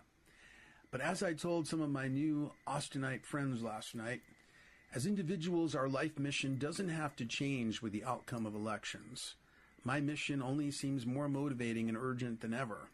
No matter what happens, we should still be trying to do what we can to make the world a better place from the time we get up to the time we go to bed, one day at a time. As an introvert, I don't expect political developments to be the leading edge of evolutionary change. It's more likely to come from the weird effects on human consciousness of virtual reality and the creation of new visions in various media that may alter matrix source code more fundamentally. Psyche is the great danger, but also the great possibility as well. Change the psyche, and the politics and a great many other things will transform. So, if the Matrix gives you Trumpocalypse, then use secret alchemical means to create matrix-shifting Trumpocalyptic lemonade. Okay, the next one was written shortly after the election. I think I was traveling in Norway at the time. And it's called "You Are Living in a 3% Alternate Reality," dispatched from the Trumpocalypse number 2. MWI, or the Many Worlds Interpretation of Quantum Mechanics, created by physicist Hugh Everett in 1957, denies wave function collapse and tells us that in any probabilistic situation, all probable outcomes occur in separate timelines. In other words, the reason why Trump won the election, when his odds of doing so were only about 3%, is that he both won and lost, and we are living in the 3% timeline in which the much less likely event occurred. We are living in the far more improbable, inferior branch of this historic election outcome, and that is why so many of us feel a basic wrongness about the ensuing reality. In politics and in many other spheres of human activity, people are experiencing a profound loss of temporal momentum because we have been diverted into that 3% branch. Insiders tell us that the Trump campaign was expecting to lose well into Election Day Eve. Since his improbable victory, Trump has seemed subdued and not really himself, close aides report. They are also reporting a sense of unreality and of just going through the motions of an outcome even they cannot believe. Even people who are detached from politics are feeling a profound loss of temporal momentum because even though the world appears more or less the same, we are living in a much thinner probabilistic branch. Because the 97% branch we were diverted from has so much more temporal momentum and vitality, many people are sensing it and recalling memories of President-elect Clinton. Although not independently verified by Reality Sandwich, according to numerous leaked reports, at a number of scientific facilities, notably MIT and DARPA, hastily arranged experiments are underway to attempt communication and escape portals that theoretically at least would allow people in this branch to cross over to the 97% branch. Details of the protocols they are employing are classified and only a few hints have leaked out. Parabolic mirrors and fields of rotating nuclear magnetic resonance are apparently key elements. Others at cognitive research facilities are taking a more psychological, consciousness-based approach immersing volunteers in media-quarantined environments where simulated newscasts and news websites reports on the details of Clinton's election and possible cabinet choices, etc. So the idea is that if you believe in that enough, you may be able to slide over to the 97% branch. But what both the physical and psychological schools of branch connection agree on is that the window to communicate with or slide over to the Clinton branch, the 97% branch, is rapidly closing as the timelines continue to diverge moment by moment. The psychological school does hold out the possibility that talented individuals and groups with strong capacity for imagination and visualization may still succeed with informal efforts to slide over to the Clinton branch. Numerous such private efforts are underway on every continent, but especially in the United States. So far, however, no one has any convincing metrics on what degree of success or failure they are experiencing. Some have also challenged the ethics of those who are attempting to slide toward the Clinton branch before progressive divergence closes the window of opportunity. Some who think that sliding is possible nevertheless regard it as morally questionable since it involves abandonment of those left behind, like you and me, in the 3% timeline. There are also questions about possible disruptive paradoxes that sliding could cause. Would there be two versions of the slider in the Clinton branch, or would the slider simply merge with the version of themselves that diverged a few days ago? Without communication back from the Clinton branch, we have no way of knowing for sure. A more moral and useful stance toward the 3% branch, which some, including the author of this article, are advocating, is to accept and embrace the 3% Trumpocalyptic branch despite its intense feelings of improbability and profound wrongness. As an early proponent of this approach, I have been emphasizing the positive side of Trumpocalypse acceptance. The present sense of unreality and diminished temporal momentum is both a crisis and an opportunity. While our branch is still in this liminal, unformed state, those with strong visions of possible futures may never again have such a fertile opportunity to imprint this new branch with the seeds of new possibilities. Go then. There are other worlds than these. That's what the character Jake says as he falls into an abyss in Stephen King's Dark Tower series. To slide or not to slide. Even if you were able to seize the rapidly dwindling possibility of crossing over to the President-elect Clinton branch, you really don't know what is waiting for you over there. While accepting Trumpocalypse is a bitter pill, as hard to swallow as an orange comb-over glazed with layers of hairspray, it may actually be more moral than attempting to flee into counterfactual alternate timelines. If you have the strength to stay with the Trumpocalyptic branch, you may find a rare opportunity to work creatively with the most malleable and unformed collective timeline you have ever experienced. Go then. There are other worlds than these, but the most moral way out of this one is through. And your fellow 3%ers need people with the strength and vision to work with the Trumpocalypse without losing the vision and will to bring about evolutionary transformation. All right, next one is called Trump Promoting Fake News, a Cottage Industry for Macedonian Teenagers. And, of course, now we know a lot more about the fake news industry. And it begins with a quote. Not every quote attributed to a famous person is authentic, and not all the news you read online is credible. That was something Abraham Lincoln said. It's not just a notion that we live in a post-factual world. People are actually making a living selling post-factual news. Some of them are teenagers in Macedonia who, in a region where the average salary is $4,800, make up to $10,000 a month getting Google AdSense revenue, creating fake news for Trump supporters. And you can read an amazing story from NBC News. Fake news, how partying Macedonian teen earns thousands publishing lies. Just as people who eat a diet of artificially flavored food-like substances lose their appetite for real food, poorly educated folks who prefer red meat sound bites that confirm their prejudices favor spicy fake news. If you just ate a bag of Cool Ranch Doritos, you will probably want to get your daily fruit serving from a roll of tropical fruit flavor Starbursts, not an apple.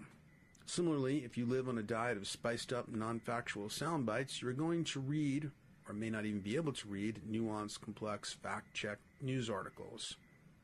Facts have become so 2009, while false factoids have become the shiny new Bitcoin of the realm.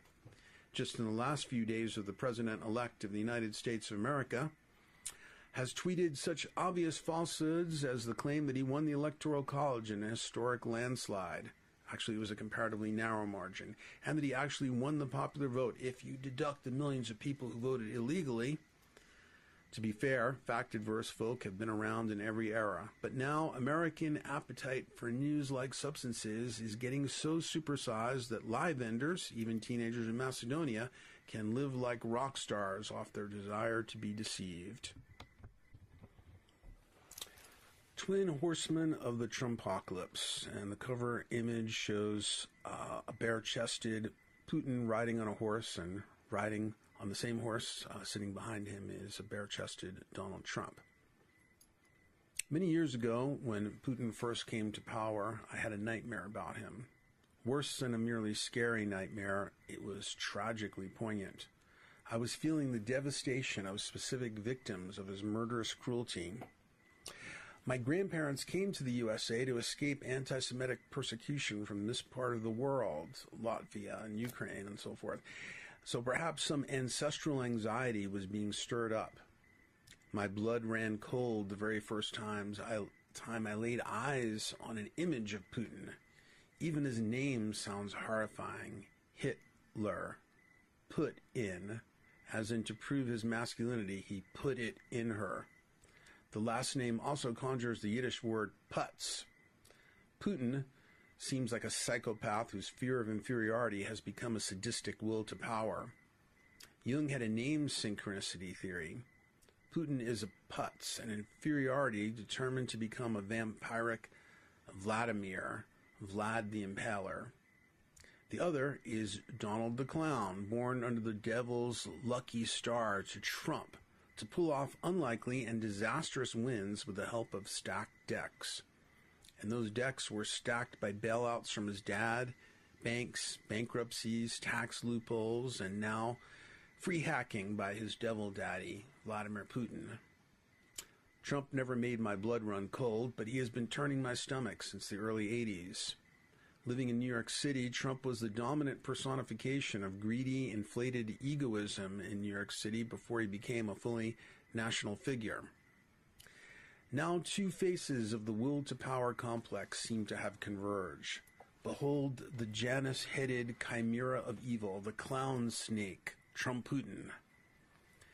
Based on his most recent and longest-ever press conference, even no-drama Obama seems to finally be losing his cool about the imminent danger of the 2 horsemen of the Trumpocalypse. Trump's anti-cabinet, a rogues gallery of low-budget Batman villains who are committed to destroying the agencies they are being put in charge of, is putting hideous faces on the disastrous consequences of this election. Add to that the election result being openly celebrated by Putin and Russian thugs who successfully put their bloody fingers on the scale.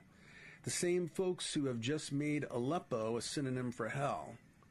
Add the polling that shows that 37% of Republicans now have a favorable view of Putin, a result that is as horrifying and absurd as polling that shows a spike in cancer's favorability rating.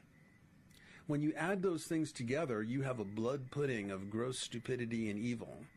You have a putrid but potent witch's brew of the most dangerous and inferior of human qualities waiting to manifest the nightmares lurking in the collective unconscious. And of course, there should have been a third person riding on the horse. If the horse could hold that much weight, it would have been that little rocket man, Kim Jong-un. But we are not powerless. When the people in the Department of Energy took the Trump campaign's witch-hunting 72-question questionnaire designed to expose anyone who takes climate change seriously and threw it back in the bully's face, the bully backed down and disavowed the questionnaire, absurdly claiming it was never authorized. When Obama confronted Putin face-to-face at a summit in September and told him to cut the election hacking, he backed down, at least temporarily. All that's necessary for the triumph of evil is for people who don't see grayscale, the pure folk who keep saying Republicrat and who couldn't see a difference between Gore and W, and an order of magnitude difference between the poison warning labels attached to Clinton and Trump, to continue to be stupidly indifferent and uncompromising, and for people who do see the difference to become paralyzed by the horror, and not stand up to the twin horsemen of the Trumpocalypse. To heavily paraphrase James Joyce, history is the nightmare from which we must work our asses off to wake up from. Okay, this is probably my best and certainly my most popular article on the Trumpocalypse. Take the red pill. Trumpocalypse reveals that you live in a simulated matrix. Does it feel like there is a Donald Trump-sized splinter in your mind you can't get out? Does it feel like this is the election that's been pulled over your eyes to blind you from the truth? Does the Trumpocalypse still seem unreal? In addition to getting at what the Trumpocalypse reveals about the nature of the Matrix, this one article will explain the evolution of life on this planet, all of history, and how you can hack the Matrix source code to have a successful life. It's time to wake up to the actuality that it isn't just a feeling or a metaphor. We actually do live in a reality show, a Matrix whose source code has been written to favor story-intensifying plot developments and story-intensifying protagonists and antagonists. The evolution of life on this planet does not so much illustrate natural selection as manipulated story selection. This is close to what Terence McKenna meant when he said that the universe favors novelty. And by the way, if my tone sounds a bit whimsical and jokey and you think I must be kidding, think again. Even financial analysts at Bank of America say there is a 50% chance we are living in a simulated reality. You can Google that. They really said that. The jokey tone is for two reasons. One is because it's the holidays. The official start of the Trumpocalypse is 3 weeks from now. So I'm heavily sugarcoating the revelations. The second is, when you live in a story-centric matrix, it's crucial not to take what you or anyone else thinks too seriously, especially since reality itself is in a state of flux, and maybe to some extent fake news or a hoax. Let's begin by considering the cast of characters that populated this spherical island in space before central casting sent us to heighten the entertainment value of this matrix. Before the dinosaurs, the Earth was covered with tiny microbes, mainly bacteria. Bacteria are interesting microbes, highly adaptable, varied, and necessary for other life, so don't get me wrong, I like bacteria at least as much as the next guy. Respect. Got trillions of them living in my own body, and I take probiotics. To paraphrase Donald Trump, nobody has more respect for bacteria than I do. But let's face it, size does matter. Unless you're a microbiologist, the bacteria story is not something that can hold your attention past a certain point. For example, you probably haven't heard of anyone binge watching a cable series where all the characters are bacteria. Bacteria are awesome, they make great cultures, but from the story structure point of view, they're basically doing the same shit over and over and over again for billions of years. They serve practical purposes, and that's why after billions of seasons, their story is still going. But in the background, mainly as a nearly invisible supporting cast to the main players. The Earth story doesn't really get interesting until the dinosaurs come along. Put yourself in the perspective of future versions of us, or some more advanced ET species or AIs that have superseded us and use quantum computing or some other means to create matrices. Visionaries from many cultures and eras have recognized that there is a manipulative, illusion-generating species running our show. The Gnostics in the Nag Hammadi Library, nearly 2,000-year-old documents, improbably discovered in 1945, right at the end of our last apocalypse, World War II, spell it out for us, just as the Hindus and many other visionary cultures have. We live in Maya, which means matrix, an artificial realm of illusion. The Gnostics called the matrix masters the archons. Instead of saying matrix masters a million times, I will refer to these entities as archons. Please don't take that to infer anything too mystical.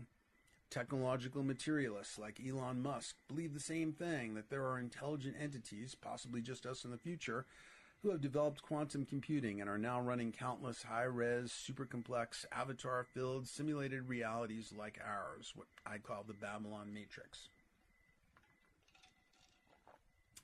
Similarly, thanks to a bit of off-the-shelf hardware called a fish tank, I run a simulated biosphere in my living room, and I've created it with air pumps and filters to create an artificially oxygenated aquatic environment populated by a dozen fish, maybe it's a couple dozen now, who live inside a glass box. And there's a photo there of my fish tank, an artificial matrix I set up in my living room for selfish entertainment reasons. I go to some trouble and expense to keep it running, but not because I am, as my fish might foolishly assume, a loving God who deeply cares about this particular community of a dozen fish living in a predator-free simulated Edenic reality I've created for them within nearly invisible glass walls. I act like a reliable and benign, divine covenant-bound God to my fish, and they probably assume I exist as a supporting entity there to bring them flake food twice a day. At this point in their evolution, they lack gnosis and are almost certainly clueless that my agenda is entirely selfish. The fish tank is in my house, not for the fish, but solely for my entertainment. For this reason, I choose colorful, interesting-looking fish, like glowfish and clownfish, the best characters I can cast to be in this little glass-walled matrix in the back of my living room. So let's say you've set up the Earth matrix for similar reasons. Until the dinosaurs came along, your aquarium wasn't all that interesting to look at. There's only so long you can stare at a sphere covered with microbes and some trilobites crawling around on the bottom of oceans.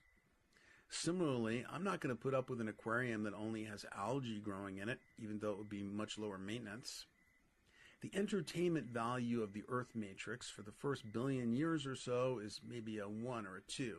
But as soon as you evolve boring microbes into dinosaurs, gargantuan meat puppets with armor plating and giant jaws glistening with dozens of switchblades, or having epic fights to the death, your production values and entertainment factor have shot up to a 5 or 6.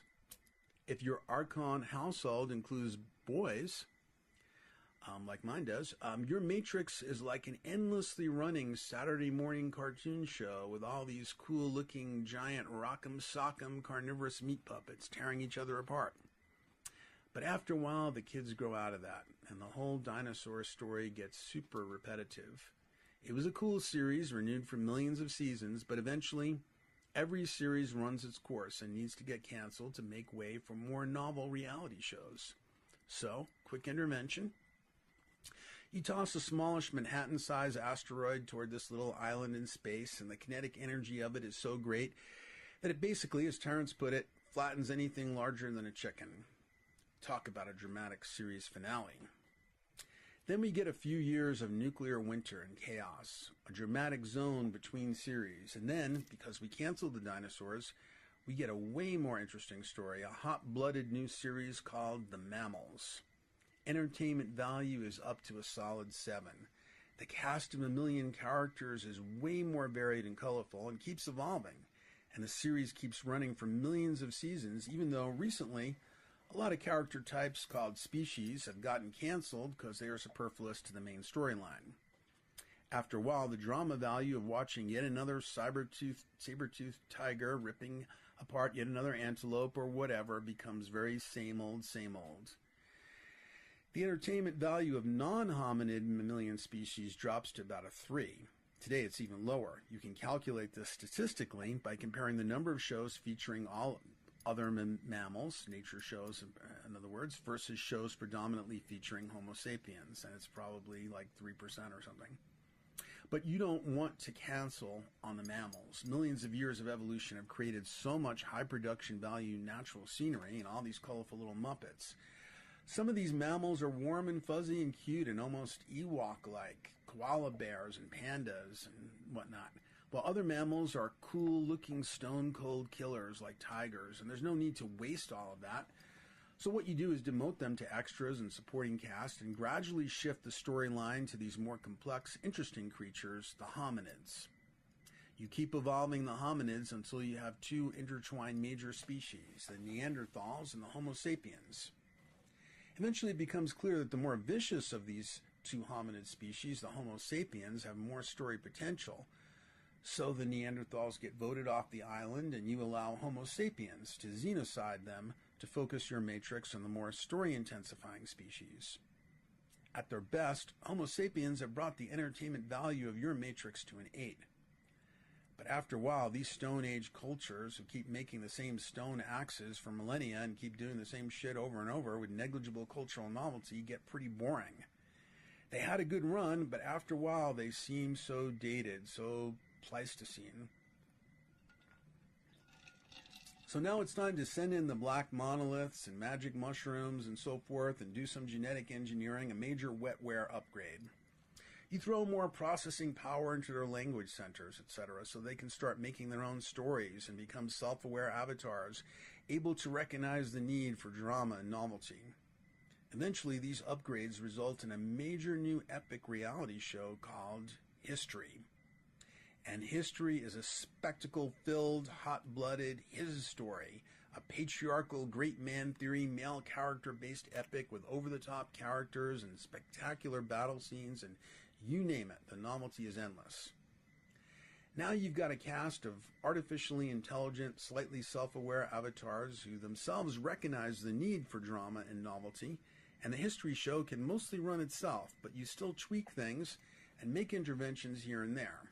For example, nuclear weapons were this incredibly dramatic development of one of the most dramatic miniseries of all times called World War II.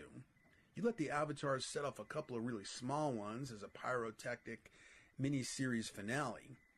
But after that, as your avatars start to develop more and more powerful nukes, you recognize that these are potential plot spoiler devices, the sort of MacGuffin that many plot lines can circle around, but that must never go off. For the first time in the History show, you allow 70 years to go by with a new sort of weapon not being used. You also allow multiple witnesses in both the U.S. and the Soviet Union to observe some of your interventions. UFOs appearing above nuclear missile silos and disabling launch codes. There's a link to articles about that in the article. You can look it up. Gradually, you're setting up the ultimate series finale called The Singularity, a Truman Show, Twilight Zone type denouement where your avatars are going to realize that they are avatars. And you can see my book, Crossing the Event Horizon, Human Metamorphosis, and the Singularity Archetype. Meanwhile, you've got to keep things interesting and dramatic, and even improbably dramatic, so that your avatars eventually start to catch on and get the joke. But right now, we have a chance to get the joke sooner than the archons want. All those billions of seasons of plot-enhancing developments in the Babylon Matrix have led right up to the present moment, the prequel we are in right now, just before the epic new series, the Trumpocalypse, takes over. This is before the inauguration. The Babylon Matrix has been running itself, driven along by this intelligent species of vicious drama queens, always turning out story-intensive product. The archons get arrogant and negligent and allow any archon to do whatever to this matrix. And then, not very long ago, a bored archon boy, a particularly juvenile and sadistic archon boy who is probably quite a bit like an avatar boy of the sort that lives on Adderall and ultra-sour candy and who might, on some rainy afternoon, toss an M80 into his boring plastic ant farm to see what will happen, steps up to the matrix control panel. As dramatic as History is, there aren't enough explosions and whatnot to hold this archon boy's attention. So the boy starts this huge, high-stakes, high-novelty election in the only superpower nation of the Babylon Matrix, and it comes down to a choice between two lead characters. One is the most qualified, most politics-as-usual type, monotonous presidential candidate of all time, and the other is the world's most popular reality television star, the least qualified candidate of all time, an orange-colored, fire-breathing monster clown trickster named Donald Trump. Which of these sounds like the most story-intensifying character? But there's a slight problem. A majority of the avatars voting for the next lead character have been programmed with too much common sense and survival instinct, and actually prefer to vote for the drama-killing character. Polling has never been so sophisticated and accurate, and 100% of the polls predict the drama-killing character will win. What's a sadistic Archon boy to do? Well, now we know what he did. He named his meant-to-win trick card character Trump, and with the worst kind of heavy-handed deus ex machina manipulation, he gives him an electoral college trick win, which every poll said was impossible. And now, all the sensible avatars, the sort of ones who voted for no drama Obama, are frustrated and know they've been tricked somehow. But lots of these folks are a bit naive. For example, a lot of them still stubbornly cling to facts. They just don't realize how stupid it is to cling to facts when you live in a fiction-based matrix. This is why the Oxford Dictionary's word of the year is post-truth. Get it? Truman is starting to catch on. Time to wake up and smell the juvenile archonic source code, sheeple. The facts are just a bunch of temporary data points that any Archon boy can shift at any moment for story purposes. Story-intensifying fiction trumps boring facts every time. You can drive yourself and everybody crazy whining about carbon and climate change, and meanwhile, anytime it served a story purpose, this Archon boy could just set off a supervolcano and throw us into nuclear winter. All your sensible, fact-based climate change worry will just make you look stupid at that point, and you're just baiting Archon Jr. to trigger Yellowstone, or maybe another giant asteroid or whatever, just so he can make what you assumed was the factual story blow up in your face. In general, if you want to succeed in a fiction-based matrix, then be the best reality show star you can be, not a fact-based dinosaur. More about this winning strategy momentarily. So, to recap, an obviously heavy-handed and immature Archon designs an orange monster clone trickster avatar to be an improbable winner. In an over-the-top wink at the Avatar Collective, he even names him Trump, which actually means a winning trick card. Get it? The Archon in charge of this matrix is giving you a huge Negan of the Walking Dead, we both know I'm just fucking with you smirk. Trump is as over-the-top obvious a character name as Cruella de Vil. Get some subtlety, Archon Jr. I don't mind living in a story, but these names are killing me. Why does it have to be such a cartoonish allegory? I get the joke already. Can you please stop giving Republican antagonist avatars over-the-top names like Newt Gingrich, Rush Limbaugh, Dick Armey, Tom DeLay, Trent Lott, and of course, head of the RNC, key Trump ally, and soon to be his chief of staff, Reince Priebus. Who are you kidding? What mother who is not part of an extraterrestrial bat species names their kid Reince Priebus? You're just fucking with us and these ridiculous names. But who am I to talk when I was born with the last name Zap? I get the joke. I am the avatar that some subtler Archons sent to zap the collective by finally putting the red pill in the center of a jokey, candy-coated reality sandwich. So even though I have just offered the single most crucial revelation ever created, this is also the most humble day of my life. Like Trump, I too am a pre-programmed avatar meant to play a specific story-intensifying function which I have hereby performed.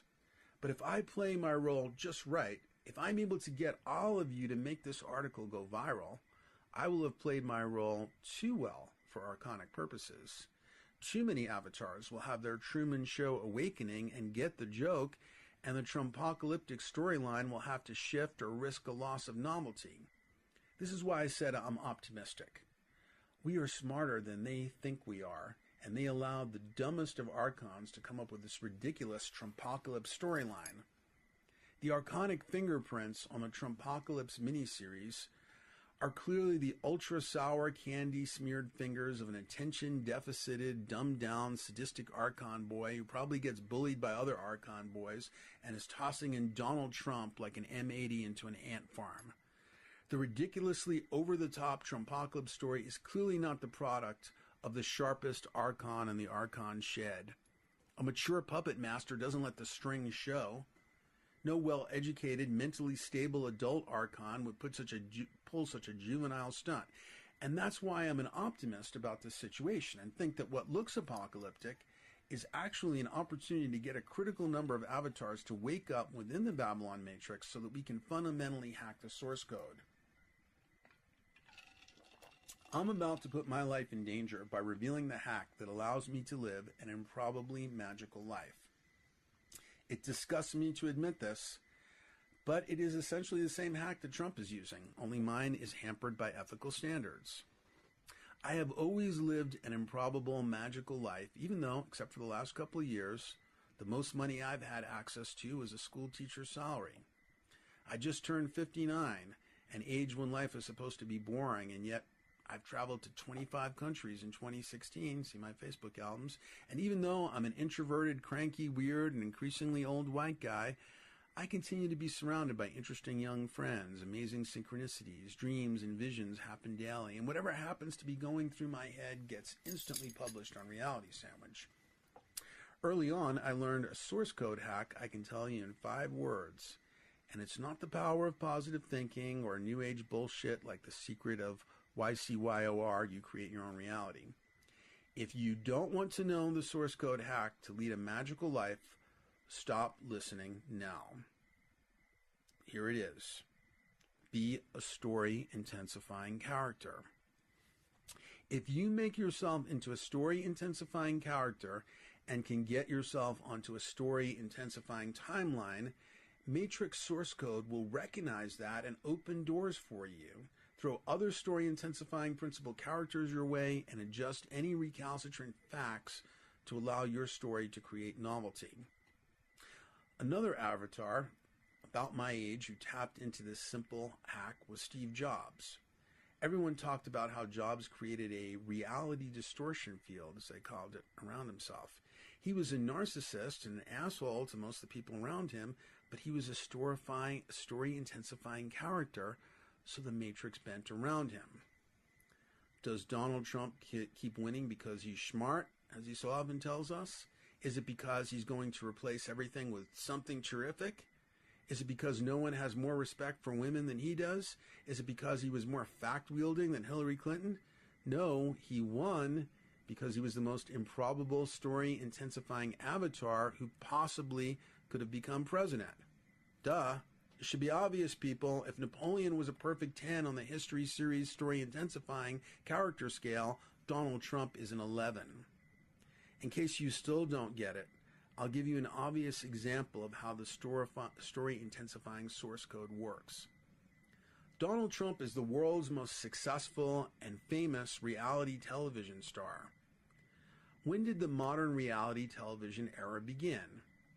It began with the first season of Survivor, which played out in the year 2000, the year we were supposed to get an apocalyptic revelation. The creators of the show were Archon-inspired and controlled, and they set up this reality show matrix within the reality show matrix using the exact same archonic source code that runs the outer Babylon matrix.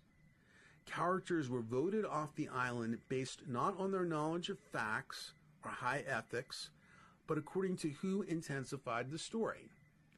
Trump survived the 16-person clown car of the Republican nominating process because he was by far the most colorful of the clowns. Who of the 16-member tribe won the first season of Survivor? The colorful, manipulative, man you love to hate, immoral asshole, Richard Hatch. Get it? The nice guy doesn't win. It isn't about who is the good guy or the bad guy. It's about who is story intensifying and who isn't. A danger in revealing this hack is that it is amoral. It will promote the timeline of epic assholes as well as outlier saints. I make every effort to use this hack in ethical ways that accord with my values, and I hope that you will use it to promote love-based timelines and not hate and power-based ones, but that's up to you. If I were willing to wear body armor and a breath mask and use uncanny charisma and the force lightning technique to assist me, especially with a last name like Zap, I would probably end up conquering star systems. I would get far more matrix resources because that would make me such a story-intensifying avatar. But for ethical reasons, I'm just not willing to go there. By the way, I have actual Sith ancestors, and the Sith are a peace-loving, ethically bound species, though Archon propaganda, in other words, the Star Wars films, would have you think the opposite. And you can see my writings on actual Sith culture, which are up on my website and on Reality Sandwich. Darth Vader is by far the most story-intensifying Star Wars character, and without him, the franchise would be worth nothing. Vader is the one character somewhere in every film, while boring good guy type generic characters get anonymously dismembered by his red lightsaber and nobody cares. Al Gore and Hillary Clinton got more votes, but got dropped from the story because they were too much like Jar Jar Binks. They knew way more facts than their opponents, already a fatal flaw. And in general, they were way too story deadening and annoying in a banal way to carry 4 to 8 seasons as the lead character. Would anyone have kept watching Star Wars if the big reveal was that Jar Jar Binks was Luke's father? Donald Trump is essentially using the same hack I use, but unencumbered by ethics. He has created an anti-cabinet consisting of a bunch of low-budget Batman villains who are committed to destroy the very departments they will take over. Horrible, but story-intensifying. He actually talks about central casting, and freely admits that he picks supporting characters, even Secretary of State, largely because they, quote, look the part. Trump knows that fiction trumps fact, and that with an outrageously counterfactual 50-character tweet, he can stir up the whole world.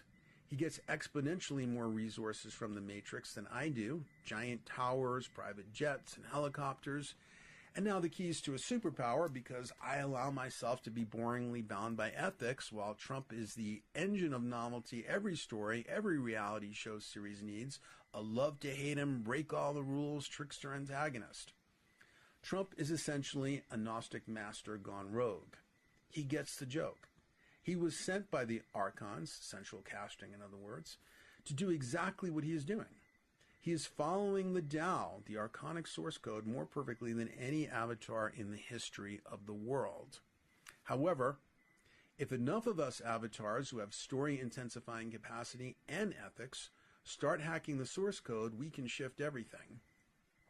The archons may have made a crazy, bloodthirsty drama queen species, but they also made us just a bit more self-aware than intended, and they let the most foolish of their children generate the Trumpocalypse, a contrived miniseries anyone can see through. They focused everything on the Trump avatar, and so far haven't noticed that the Zap avatar might be doing his job a little too well. So, assuming I can get this out there on the internet before some Matrix agent with a nasal, over-enunciated monotone starts interrogating me or pulls me from the Matrix like they just did to Princess Leia, who's only a year older than me, I'm going to share with you the most powerful source code hacks I've learned. The complete collection is to be found on my website, zaporacle.com, where you also find my free matrix shifting 664 card oracle, the Zap Oracle, a red pill oracle that reconfigures itself to accord with each moment of consultation. The first hack, once again, is to shift matrix resources towards you by being a story-intensifying character. Read about story structure, such as the book Story by screenplay guru Robert McKee. For example, one principle of screenplay writing is that in every scene, something of high value should be at stake. I adapt this to my life by mostly refusing to engage in any small talk. Mundane dialogue does not shift the matrix. I'm an introverted, well entertained in my own inner world. If I'm going to take myself out of that world to talk to someone, I insist that something of high value be at stake in the conversation. You also need to mythologize your life. Mythologize it in a healthy way. See Jungian psychology. Arnold Toynbee, the British historian who analyzed the life cycle of civilizations, discovered that civilizations fell when they no longer had a healthy ruling myth. The source code supports avatars who devote themselves to highly meaningful and interesting mythic life missions, but also darkly mythic ones too. Anyone rich in meaning will be given more of it, and anyone who says they are bored, who lacks meaning and motivation, is doomed. Here is the central line of source code running this matrix. To those whose story is intensifying, give more. From those whose story is dwindling, take away what little they have. This line of code is actually revealed in the Bible, Matthew 13:12, where it says, "To he who has much, much more will be given, and to he who has little, even that little will be taken away." On the dark side, greedy but highly motivated story-intensifying avatars use this code to create massively unequal wealth distribution. Don't let your ego make absolute judgments about what's good and bad. Dark forces are needed for novelty. A story writer is a matrix maker, and if you had to write a story about a character who will develop spiritually, you will be obliged to create darkness and antagonists to spur character and story development. Tolkien's Ring trilogy is a story with ultimate development, the shifting of ages. If you took away Sauron, Saruman, ring wraiths, orcs, etc., you'd have a stagnant matrix, hobbits going out on dates with other hobbits and have second and third breakfasts or whatever, and that would be really boring. There'd be no development. See my article, Tolkien and the Developmental Need for Evil. Evolution works by paradox. Here's a quick example. There's one person who has been more of an evolutionary catalyst of the psychoactive potential of the marijuana plant than anybody else alive or dead. Who is it? The answer is our last entertainer turned president, Ronald Reagan. Reagan intensified the war on drugs. Incarceration skyrocketed while his wife Nancy preached "just say no" across the country. The border with Mexico was made harder to cross, diminishing the flow of cheap swag. This created great economic opportunity for domestic grow-ops. Zero-tolerance policies encoded penalties based on plant numbers and weight. You had the same risk if you grew low-quality weed as you did if you grew far more profitable per pound super potent, super dank weed. With lots of black market money coming in, growers kept working their genetics to make weed many times more potent than it was a few decades before. The attempt to oppress something often makes it stronger. Or as Princess Leia, who died today, may the Force ease her passing, put it, "The more you tighten your grip, Tarquin, the more star systems will slip through your fingers." So Trumpocalypse could actually turn out to be a giant evolutionary catalyst. It could be right this second for you if it enlightens you to how the Matrix source code works. The Matrix works based on what I call dynamic paradoxes. Here's a link to my most powerful Matrix source code hack. Well, you can just Google it. It's called Dynamic Paradoxicalism, the Anti-Ism ism, but just Dynamic Paradoxicalism will probably be enough to bring it up. Finally, the archons overplayed their trump hand. They became so arrogant and lazy that they allowed a foolish, archonic child to put up a storyline too absurd for anyone with open eyes to believe. I've done what I can by candy coating this red pill and putting it into a high word count but easy to swallow reality sandwich. Now it's up to you to take it and distribute it. Use the hacks I've given you. Use them ethically, and most important, before you do anything else, put this article up on your social media. Post it to everyone's Facebook timeline. Please remember, all that is necessary for the triumph of evil is for good people not to repost this article. If not you, who? If not now, when? Repost this. Repost it now, or the archons have already won. Okay, I had to take a break after I discovered that a whole lot of stuff I recorded did not record. And while I was doing that and went for a little walk, I was listening on my phone to the news where the Trump tax cut, mostly for big corporations, and that's going to have long-term consequences, is just about to get passed. It's about to get passed by the House and probably by the Senate tonight. So the Trumpocalypse is an unfolding story. That's why this is called Dispatches from the Trumpocalypse. It's not a summation of it looking back from the future. Hopefully that will be a vantage point available to us soon, one hopes. And speaking of the amateurnish of the amateur quality of this recording and doing this by myself, I spend far more money creating these products like this Dispatches of the Trumpocalypse, which is really people have suggested, like Daniel Pinchbeck, why not put this all together and sell it as a book? And I'm just too busy developing original content to try and do something like that. That's probably not going to work all that well anyway. But if you would like to make a donation to the zaporacle.com website, that would be gratefully appreciated. And it's very easy to do. Anyway, so this is part 2 of the Red Pill. It's a follow-up article to the article I just read you called Take the Red Pill Exegesis. And it's a more serious follow-up to Take the Red Pill. Trumpocalypse reveals that you live in a simulated matrix. And in it, I will discuss who or what the archons or matrix masters might actually be, and also my methods of inquiry. I grew up in a highly intellectual family with both parents trained in scientific methodology and critical thinking. But sometime during adolescence, I realized that probing into the world with such left hemisphere-weighted tools was not going to be sufficient for me, and not in all areas at least. To paraphrase the famous quote attributed variously to J.B.S. Haldane or Arthur Eddington, I realized that reality was not only stranger than I thought and that other people think, but that it's also stranger than we can think. For my vision not to keep hitting walls, I knew I had to blend intuition, imagination, and critical thinking. Although the terms skeptic and skeptical have been co-opted by debunkers who are true believers in negative absolutisms, the skeptics were originally a school of Greek philosophers who believed that their powers of observation and thinking were enhanced by not arriving at conclusions. The true skeptical approach is probably the wisest approach if you want to go down rabbit holes and not get tricked. If you're already thinking, and by the way, I just gave a talk at the Boulder Exo on this subject. It was called Rabbit Hole Navigation.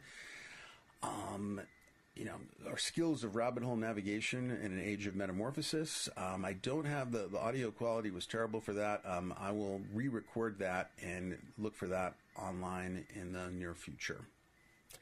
If you already think you know the answer, confirmation bias and the trickster aspect of the unconscious will help you to be a naive true believer. As Terence McKenna pointed out, those who say the most usually know the least. In ufology, for example, the people who have the deepest insight have usually not come to any fixed conclusions about who the visitors really are. I'm talking about people like Jacques Vallée and Whitley Strieber, while those who know the least can tell you the names of everyone on the Palladian High Council. In paranormal research, for example, if something paranormal occurs, say I predict keys will fall off a table in 5 seconds, and they do, it's almost impossible to say what paranormal thing occurred. Did I do it with telekinesis? Was I clairvoyant, foreseeing that in the near future some other force would cause the keys to fall off? Did I use mind pressure to cause someone else with telekinetic powers to cause the keys to fall off? And we can keep populating the list, and we can't actually disconfirm any of those possibilities. Similarly, the Trumpocalypse has weird patterning suggestive of something paranormal at work, but there are multiple explanations, and we can't fully falsify or exclusively credit any one of them. But we also can't deny the weirdness, and that the weirdness indicates another level than conventional causality. For example, bracketing the Orlando shooting, I'm talking about the one that happened in 2016, that was had the highest body count of any shooting, something like 49 until the Las Vegas shooting just a few months ago. And there were 2 other bizarre dark occurrences in Orlando, very close to where that shooting happened, each of them leading national news, and all occurring within a few days, and no one consciously planned them to all line up in this constellation. I wrote about that in an article you can Google, The Orlando Shooting, part of a window zone of evil. Bizarre and often fatal constellations of events often surround movies that powerfully evoke occult darkness, and I wrote about that, and this is also another YouTube, and it's called The Batman Shootings and Crossover Effects. There are different ways one can go down rabbit holes. Jung felt that if you sought to explore the unconscious without having a strong moral stance, you would likely be destroyed. Tribal shamans don't travel into the hidden realms to have a psychedelic thrill ride. They know they are entering dangerous domains and usually do so for the purpose of healing an ailing person. They generally try to get in and out as quickly and safely as they can. One can try to plunge into a rabbit hole in a spacesuit, bristling with sensors, trying to remain objective while your mind is getting blown. One can plunge in with a tie-dye shirt and 100 tabs of acid in your gut and get perma-fried. One can plunge in for narcissistic or thrill-seeking purposes and get possessed and inflated by the highly energetic and trickster nature of the unconscious so that you emerge as a demented prophet, a charlatan, or abusive guru on a self-serving messianic mission to spread your psychic contagion. I employ different balances of thinking and intuition during different rabbit hole excursions, and also use different blends of right and left hemisphere tools when I report back on what I've encountered. Sometimes I will emphasize critical thinking and the scholarly voice, such as in my book, Crossing the Event Horizon, Human Metamorphosis, and the Singularity Archetype.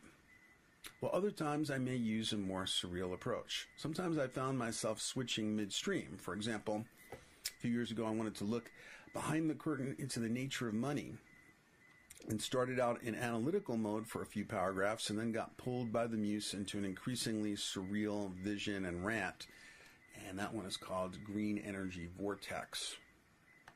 If you check my section on Reality Sandwich, you'll see I've written, at least at the time I wrote this article, there were several after, 17 articles so far in the 2016 election. A few are soberly analytical and journalistic, but more of them involve sarcasm and surreality. I think they've been weighed toward the surreal because even before Trump won the nomination, I sensed weirdness erupting from the collective unconscious. Sometimes it is better to enter rabbit holes unencumbered by facts. Scientific methodology, journalistic responsibility, and other such tools are affectations of objectivity. When it is not morally hazardous, I sometimes employ a chaos magic practice I call interpretive magic. I use mythologizing interpretive latitude to create meaning and motivation out of things and events a materialist would explain via randomness and mechanical causality. And you can see an oracle card I wrote called Interpretive Magic for more on that. In other cases, such an approach would be morally unacceptable. For example, if I were a juror on a murder trial, then facts, rigorous reality testing, rules of evidence, chains of custody, and other such grounded and concrete tools must take precedence, while right hemisphere tools like free associative thinking, interpretive latitude, and mythologizing would be irresponsible methods. Where it does not appear to be morally hazardous, however, I like to sometimes blur the line between the factual and the imaginal. This line is a permeable membrane anyway, and when we are looking into weirdness, and there is a lot of weirdness in human affairs, we are looking at phenomena where various lines, especially the line between the inner psychic world and the outer world of physical events, is blurred in the phenomena itself. The Trumpocalypse is a zone of heightened weirdness, and I've tried to probe into it with both my astronaut suit and my festival clothes. So in Take the Red Pill, I was letting the muse pull me into a rabbit hole, and I used humor and other means to blur the line between rational assertion and surrealized associations. The paranormal, as my friend George Hansen discusses in his seminal book, The Trickster and the Paranormal, is governed by the trickster archetype. And so often the paranormal tricks and possesses people who seek to investigate it, turning seekers into rubes and charlatans. Pretensions of high objectivity seem to bait trickster forces, while I find that by consciously engaging a bit of trickster methodology myself, it can sometimes allow me to proceed further down a particular rabbit hole. To read more about my approach to reality testing and paranormal occult research, you can see some of my essays, podcasts, YouTube's Reality Testing is Politically Incorrect, and Carnival 2012, the 2012 Phenomenon, and the 22 Pitfalls and Blind Spots of Esoteric Research, and also the upcoming Rabbit Hole Navigation Skills in an Age of Metamorphosis, which will be a YouTube, I imagine. So now that I've given a thumbnail explanation of my highly variable methods, I will put on a very informal, scholarly outfit for a little bit. Apply a dust carefully vacuumed from the tweed jacket with elbow patches to talk as sensibly as I can for a few paragraphs about who the archons or matrix masters might be. First, we should discard what I call the single correct diagnosis fallacy, where we assume that there is only one objectively true explanation of every phenomenon. We live in a novelty-creating, incredibly varied, and complex cosmos. Look at the fantastic variety of forms just in the micro and macro biological realm of carbon-based life. When we remove the need for organic chemistry and consider life based on zeros and ones and various other subtler, more etherealized and plastic substrates, the thought-responsive, idioplastic realms of the imaginal, the spirit world, the dream time, etc., then the cryptozoology of life forms inhabiting such realms should be expected to be exponentially more varied and weird than carbon-based organisms. Consider how large would be the encyclopedia of all dream creatures, for example. So when we look at the hidden causes of Trumpocalypse, we are more likely to find a multitude of agents and agencies than, say, an individual ADD Archon boy behind a control panel. One general possibility, close to the perspective I adopted in Take the Red Pill, is that there are hidden species above us on the food chain that are using us as a harvest, experiment, entertainment, or whatever. Visionaries and experiencers from many cultures and periods give testimony to there being hidden species interpenetrating the human domain, and much of the testimony points toward parasitic species. You can find my full collection of writings about what I call mind parasites in the mind parasite category of zaporacle.com. There you see a drop-down, like telescope-looking menu at the top, and you just hit category, and you'll see that category, and many articles there. There are two articles that relate closely to the Gnostic texts about the archons, Alex Gray and the mind parasites. That's a YouTube, and a Gnostic view of mind parasites. I'll just make a few quick points to put the idea of hidden species in a rational perspective. 1. Wherever we find life, we find parasites, predators, and symbionts. These are classic relationships of energetic transaction. 2.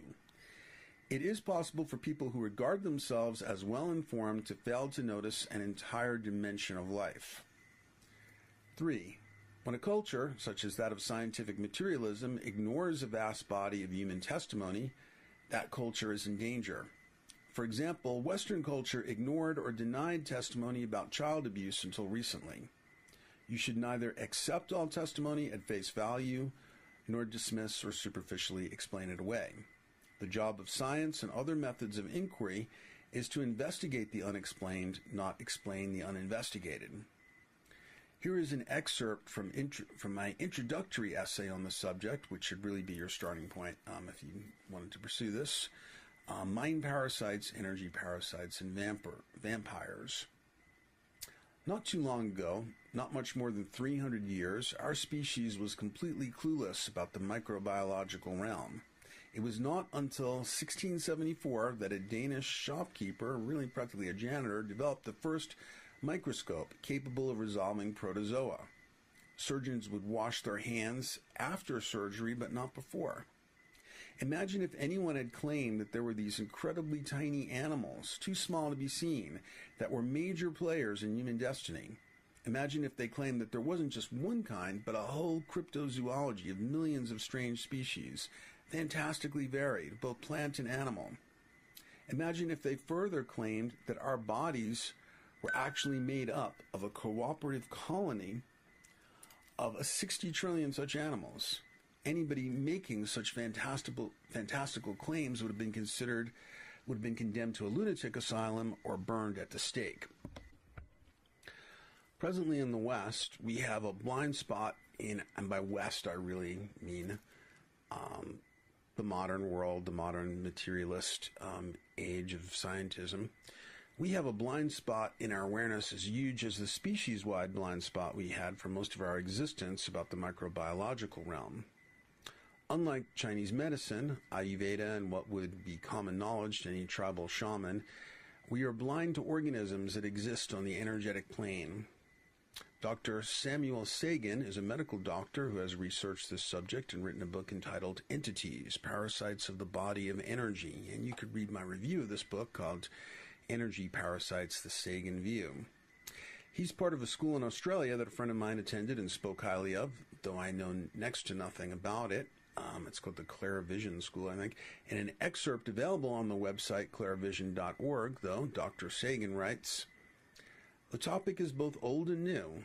Old because in all traditions and folklores of the earth, one finds references to spirits and non-physical beings which can interfere with human beings. Thus, Ayurveda, the traditional medicine of India, is divided into 8 sections, one of which is entirely devoted to the study of bhutas, or entities, their influence on health and sanity, and the ways one can get rid of them. This places Bhuta Vidya, or science of entities, on the same level as surgery or gynecology. If we look at traditional Chinese medicine, we find that in acupuncture, among the 361 points of the 14 main meridians, 17 have the word Kuei, for disincarnate spirit, as part of their main or secondary name." And now this is me writing again. "Call them spirits, incubi, and the succubi. Buddhists call them pretas, or hungry ghosts. They have as many names as there are cultures and languages, but they have been widely recognized by everybody except us, and by us, of course, I mean modern materialism. Disincarnate organisms are far more generally recognized than the microbiological realm ever was until the invention of the microscope. And there isn't just one type, of course, but a fantastically varied cryptozoology of parasites, predators, and symbionts. Everywhere that we find life, we find endless variations on those classic energetic relationships: parasitism, predation, and symbiosis. As the alchemist put it, as above, so below. As it is on the microbiological plane, so it is also on the energetic plane. If there are organisms on the energetic plane, we should expect to find many highly evolved species of parasites. And what every parasite is looking for is a host with a rich deposit of energy, like the warm-blooded mammals, which attract female mosquitoes that will use them to fertilize their eggs and complete their life cycle. What is the richest deposit of organic energy that we know of? This would have to be human psychic energy and sexual chi, the energy that dominates this planet. So yes, I do believe it is possible that there are, scare quotes, archons of some sort or of many sorts who may be manipulating the human domain for various purposes. An overlapping possibility is that we may be living in a simulated reality created by hidden entities or forces. And you could read, this is the best wiki page I've ever read, Simulated Reality in Wikipedia. The movie The Matrix, which so greatly amplified the simulated reality possibility in collective consciousness, was inspired by Gnosticism. Since I'm not a materialist, I don't find the possibility that we are living in a simulated reality to be particularly disconcerting.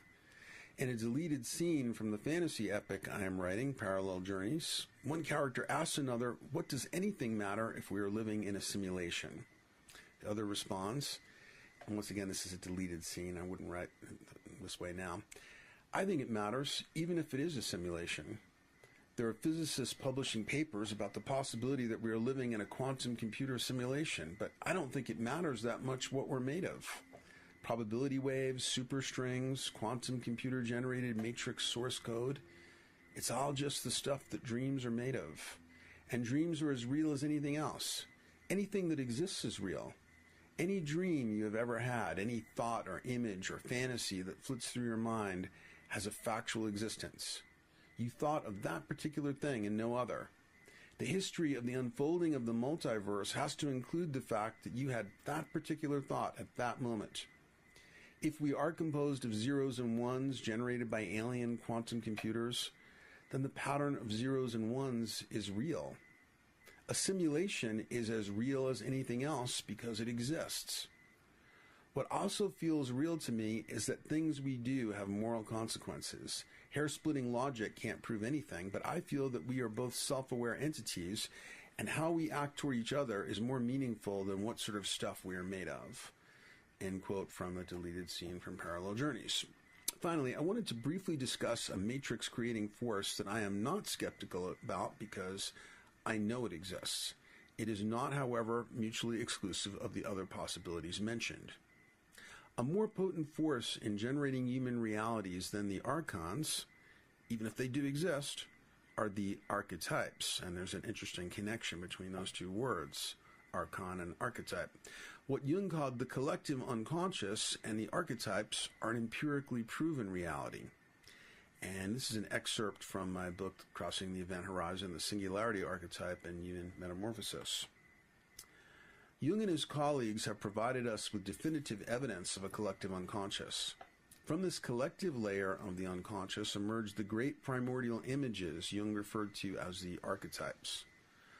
Archetypes, according to Jung, are innate universal psychic dispositions that form the substrate from which the basic themes of human life, and that's individual or collective human life, emerge. Across cultures and periods, we find endless variations of these archetypes, such as the self, the persona, the shadow, the hero, the great mother, the trickster, the devil, and so forth. The archetypes may manifest in anyone, but often show up most vividly in the fertile psyches of artists, poets, mystics, writers, shamans, and prophets. Through such individuals, the archetypes become myths and diffuse throughout a culture. Edward Edinger, a Jungian analyst who wrote eloquently about the nature of archetypes, points out that although we can study archetypes as patterns, they are also living dynamic agents. In other words, they are subjects like us, not objects, or merely patterns. Donald Trump is a classic personification of the trickster archetype. The trickster is transgressive and violates expected boundaries and hierarchies. Tricksters are great at getting attention and are not bound by facts or logic. Archetypes possess enormous primordial energy, so someone possessed by an archetype may be imbued with uncanny charisma and messianic zeal. They often experience enormous ego inflation. They may also be surrounded by a reality distortion field with heightened synchronicities, including synchronistic names, and you can Google Jung's name synchronicity theory. The archetypes and the collective unconscious are a superpotent reality generating force-shaping human personalities and culture. Jung, in his book Flying Saucers, A Modern Myth of Things Seen in the Sky, wondered if the UFOs might not be physical exteriorizations of the collective unconscious. And you can see the ufology chapter of my book Crossing the Event Horizon. In the classic 1956 science fiction film Forbidden Planet, an advanced alien species called the Krell were destroyed by technology they created to enhance their minds. The device also amplified their unconscious minds and unleashed monsters from the id. It was a very Freudian story, and also somewhat based on Midsummer Night's Dream. If you substitute the collective unconscious for the Krell hardware, you can easily explain the 2016 election and ensuing Trumpocalypse. You don't need Krell technology, archons, or simulated realities to explain eruptions of weirdness into the phenomenal world, but that does not discount them either. You don't need that because the way archetypes and the collective unconscious works is enough to explain it, in other words. The conventional view of the archons or other matrix masters does tend to be rather anthropomorphizing, because we're sort of postulating some kind of egos with manipulative agendas, which sounds pretty anthropomorphic. It is quite similar to the conspiracy view of human affairs, a view that my late colleague Terence McKenna referred to as epistemological cartoons. And you can see my wildly unpopular YouTube called Problems with the Conspiratist Worldview. It's attracted more hate response than anything else I've produced. Obviously, there are conspiracies, but what Terence and I are criticizing is the idea that any group of human conspirators can control the world, which Terence describes as like trying to control a dream. Any informed person with intact reality testing ought to be able to observe that we live in a world of competing spheres of power, not one run by a single power center.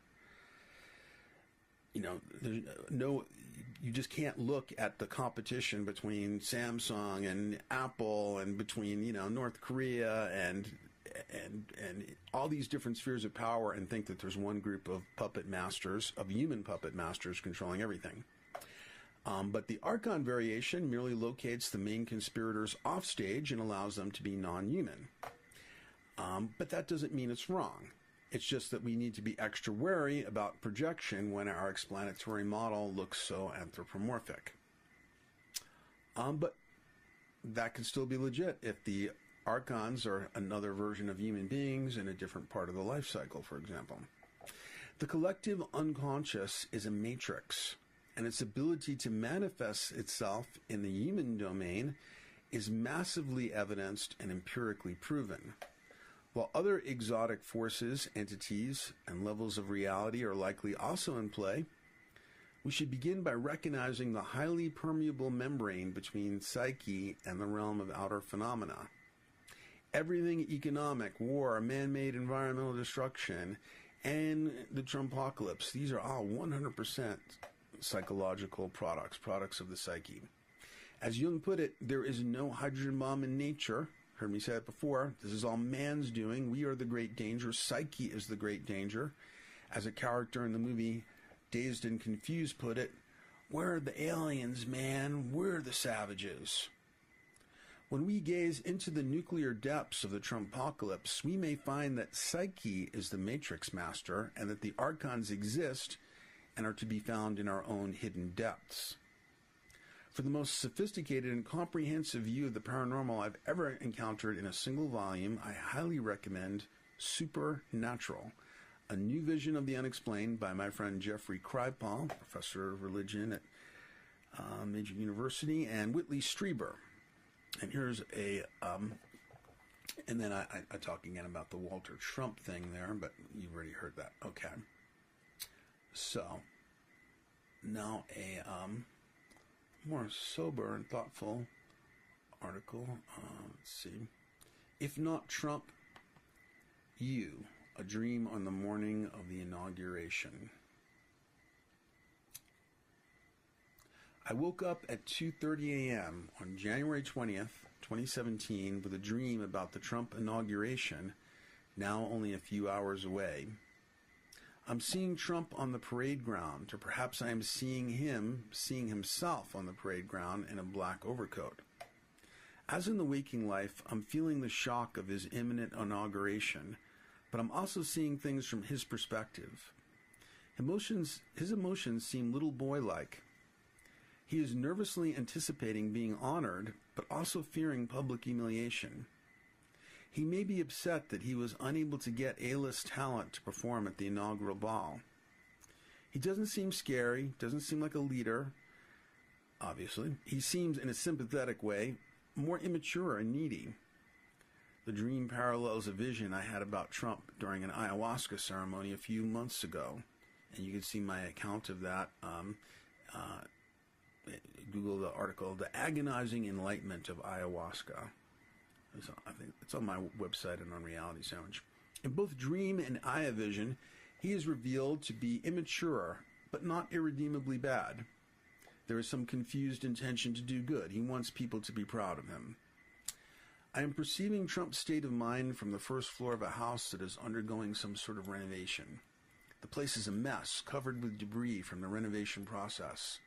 I feel like the work is being done irresponsibly somehow, and that I will be forced to clean up the mess. An older workman who seems competent, professional, humble, and reliable comes by and addresses my concern. No, he says. We take charge of cleaning up everything. When I woke up, and that's the end of the dream, when I woke up, the workman seemed like one of the helpers within the collective unconscious, a personification of some sort of autonomic self-regulatory force working invisibly beneath the surface. The dream left me still feeling a bit of impending Trumpocalyptic inauguration shock, but also strangely reassured. A messy process of renovation was occurring that looked chaotic and irresponsible, but was actually under intelligent control. The intelligent control, of course, had nothing to do with Trump. The Donald was more like a little boy caught up in a process much larger than himself and beyond his understanding. He was only seeing things from the perspective of his needy identity. He was not in the house being renovated or even remotely aware of it. The renovation process was going on in parallel to the inauguration, but was entirely separate from his ego awareness or control. The reassurance was that there were helpful, competent, humble forces that were working with the process responsibly. I agree with Jung that dreams should not be taken as the word of God. For all I know, this dream could be about my own inner workings, and I am misinterpreting it to have any outer meaning. No one dream theory can account for all dreams. Dreams are infinitely varied and can serve any number of functions. This could be a wish fulfillment dream to help me deal with my anxiety about the inaugural. I'm just sharing the infinite subjectivity of my interpretation of my dream, and I'm making no prophetic or predictive claim about it of any kind. Proceeding from that disclaimer, I feel the dream is showing Trump to be an unwitting part of a renovation process. The renovation will seem chaotic and be messy, but intelligent forces of self-regulation are at work and will eventually clean up the mess. I had a somewhat parallel dream about George W. Bush when he was president, and I was at the peak of my antipathy toward him. In the dream, W. was in a humbling workman role, cleaning toilets. The implication seemed to be that some process was using him to do messy, unenviable work, and that he was dutifully playing his part. On the other hand, very early after Putin's rise to power, this was many years ago when we knew so much less about him, and I mentioned this before, of course, I had a terrifying and traumatic nightmare about him, and that was what I wrote about that in the article, Twin Horsemen of the Trumpocalypse. Unlike Trump, he seems like the personification of psychopathic Antichrist energy. The dream reinforces my sense that Donald Trump is no more and no less than an eruption of the collective unconscious, an avatar generated by a psychoid matrix. And, you know, you can see my other articles that get into that theme that you've already read, I guess. Just yesterday, I learned of another major... Okay, well, that was the one we talked about from Snopes and Walter Trump. I discussed the subject of Trump as Matrix character in a trilogue with Daniel Pinchbeck and London-based author-researcher Anthony Peake. The podcast was just released yesterday when that article was written. It was the third episode in Daniel's new How Soon Is Now podcast series, which you can download and or subscribe to free on iTunes. And we'll be recording a second Peake Pinchbeck Zap trilogue later today.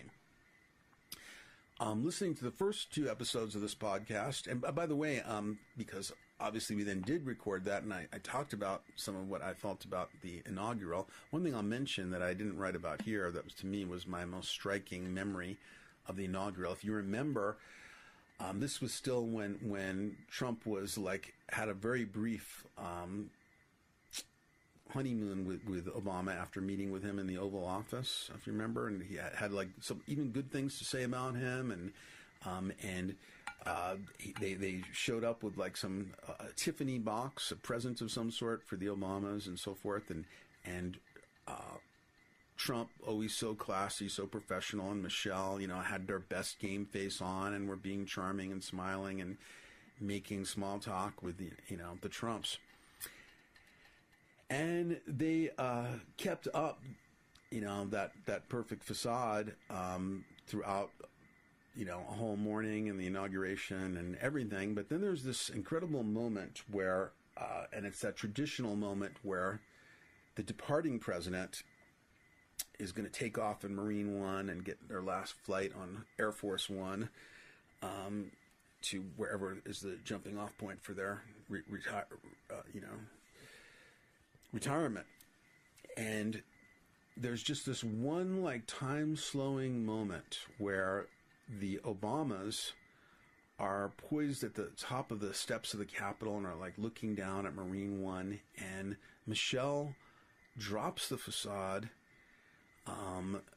without saying or doing anything, but with her 1,000-yard stare with total telepathic eloquence is so obviously saying, "Oh my God, America, what have you done?" if you can find a videotape of the inaugural where you can find that, you should really watch it. It's pretty amazing. Anyway, so we discussed that in the trialogue, part 2. And I just was mentioning, listening to the first 2 episodes of this podcast series, which I had no part in, was an inspiring and encouraging experience I've long been hoping for. Intelligent people challenging each other to look unflinchingly into what is happening on the deepest level of our world and to find life-affirming ways to work with the global transformation.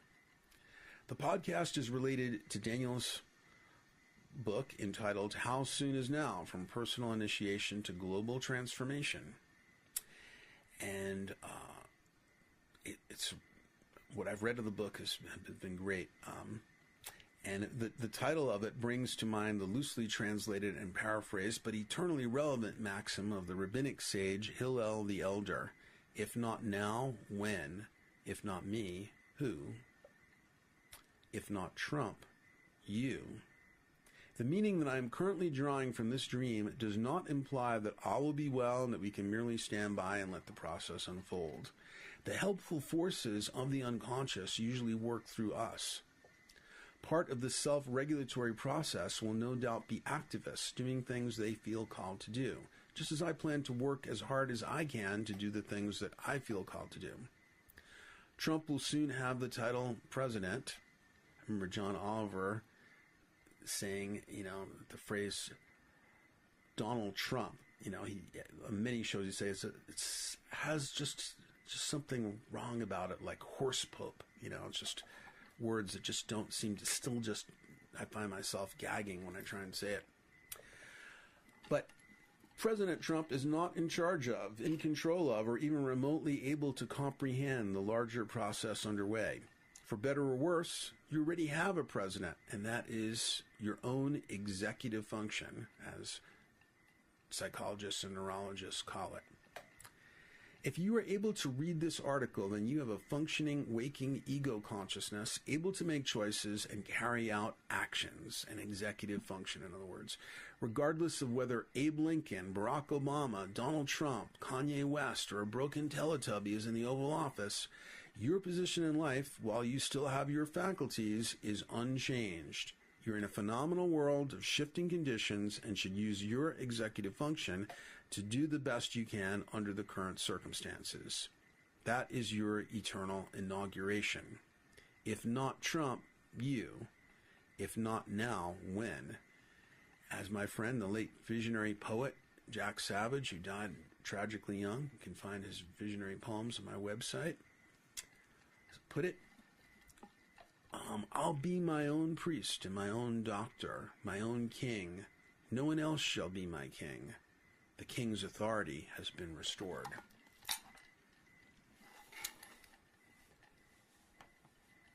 All right. So that might have been my last most really thoughtful or sober article on the Trumpocalypse. The next one is a smaller one. It's called Trump, a black swan hatched from the sulfurous corpse of Roy Cohn. The Washington Post just published an excellent overview of what Trump's false wiretapping claims mean. They also discussed the extreme irony of Trump's tweeted accusation that Obama, remember when Trump said that Obama was wiretapping him, and Trump said that Obama was engaging in McCarthyism. What's ironic is that it was McCarthy's notorious predatory lawyer, Roy Cohn, who mentored Trump and taught him, and was his lawyer, and taught him his blunt way of bullying. A counterfactuating, counterpunching, flooding the zone with bullshit, never apologizing, distracting from a vulnerability with an outrageous claim way of making your way in the world. In the New York tabloid verse, Trump felt like a Norse god wielding his cone hammer. But as they say, if your only tool is a hammer, the whole world looks like nails. And now Trump, his Norse godhood affirmed by Electoral College and the trumpeting of sycophants, strides across a world that sparkles with shiny new nails as far as his cyclopean vision can see. He wields his cone hammer more confidently than ever before, landing tweets that reverberate throughout the world. What Trump doesn't know yet but we'll soon discover, is that he has stepped into a sphere of power where the rules of physics are not quite the same as they were in the tabloid verse. In this sphere, for every blunt force action, there is an exponentially greater and more varied array of reactions.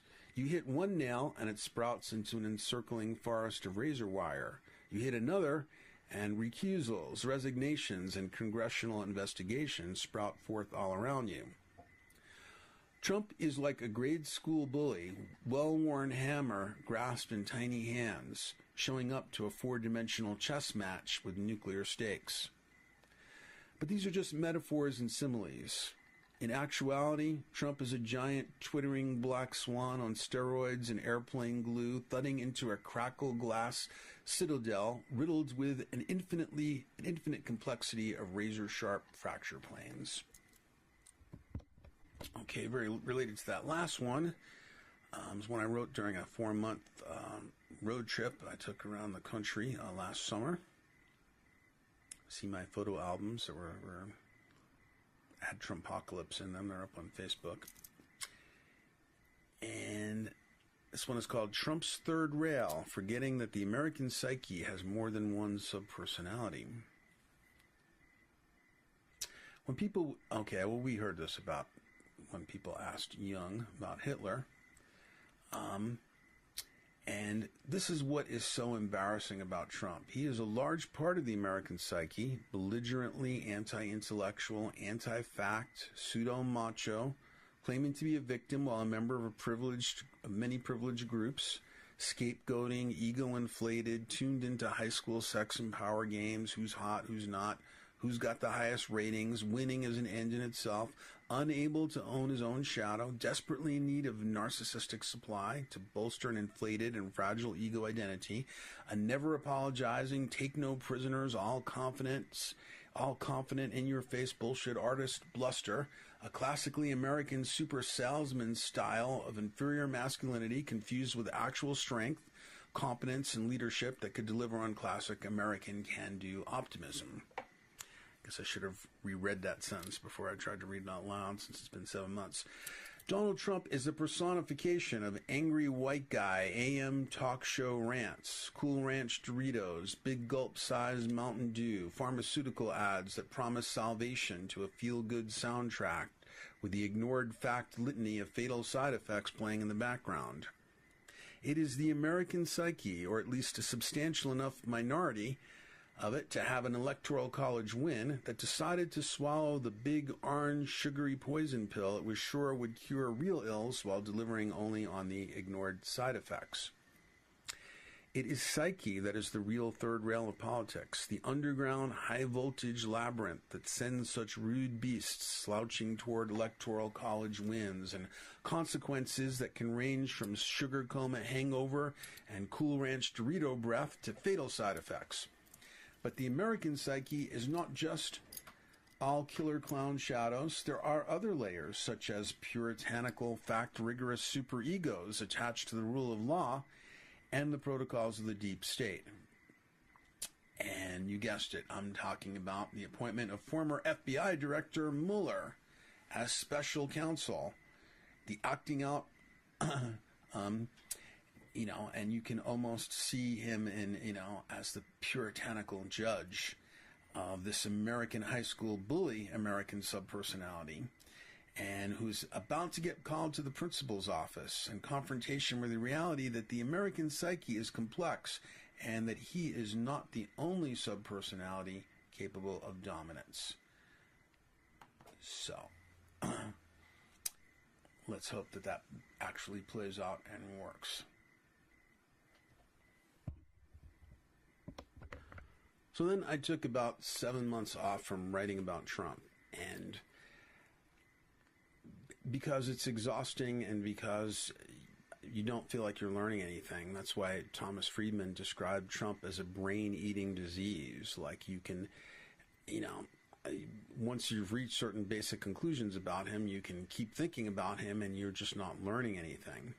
But I did write something just this last few days about Trump's cognitive decline, because this is something that lots of people are noticing and I think explains a lot of what's going on with him. Now, Trump was never Cicero, but if you listen to him in the 80s and 90s, he could put together complex sentences with subordinate clauses and not lose his train of thought. He spoke in complete sentences and paragraphs. For example, here he is on the Larry King Show in 1987. Well, I think it's a very good question, and I'd like to. The problem that you have, and you have a major problem, the problem that you have is it's such a big dilemma. You really need federal government assistance, not even city government. The city governments have to be competent, capable, etc. But you really need the federal government to step in. That's why it bothers me so much that when we give this kind of money to the wealthiest countries in the world, and yet for our own people, the homeless, the sick, the poor, the farmers, who are really going through hell right now, those people we're not helping. Okay, so I should have played the question that preceded that, which was from a phone-in person. But notice all like the comma splices in there where he's putting in all these like subordinate clauses without losing the sentence. And that definitely is something that it takes a definite intelligence and is somebody who sounds like an articulate person used to speaking in front of media without rambling. Here's a Donald Trump interview with Charlie Rose from 1992.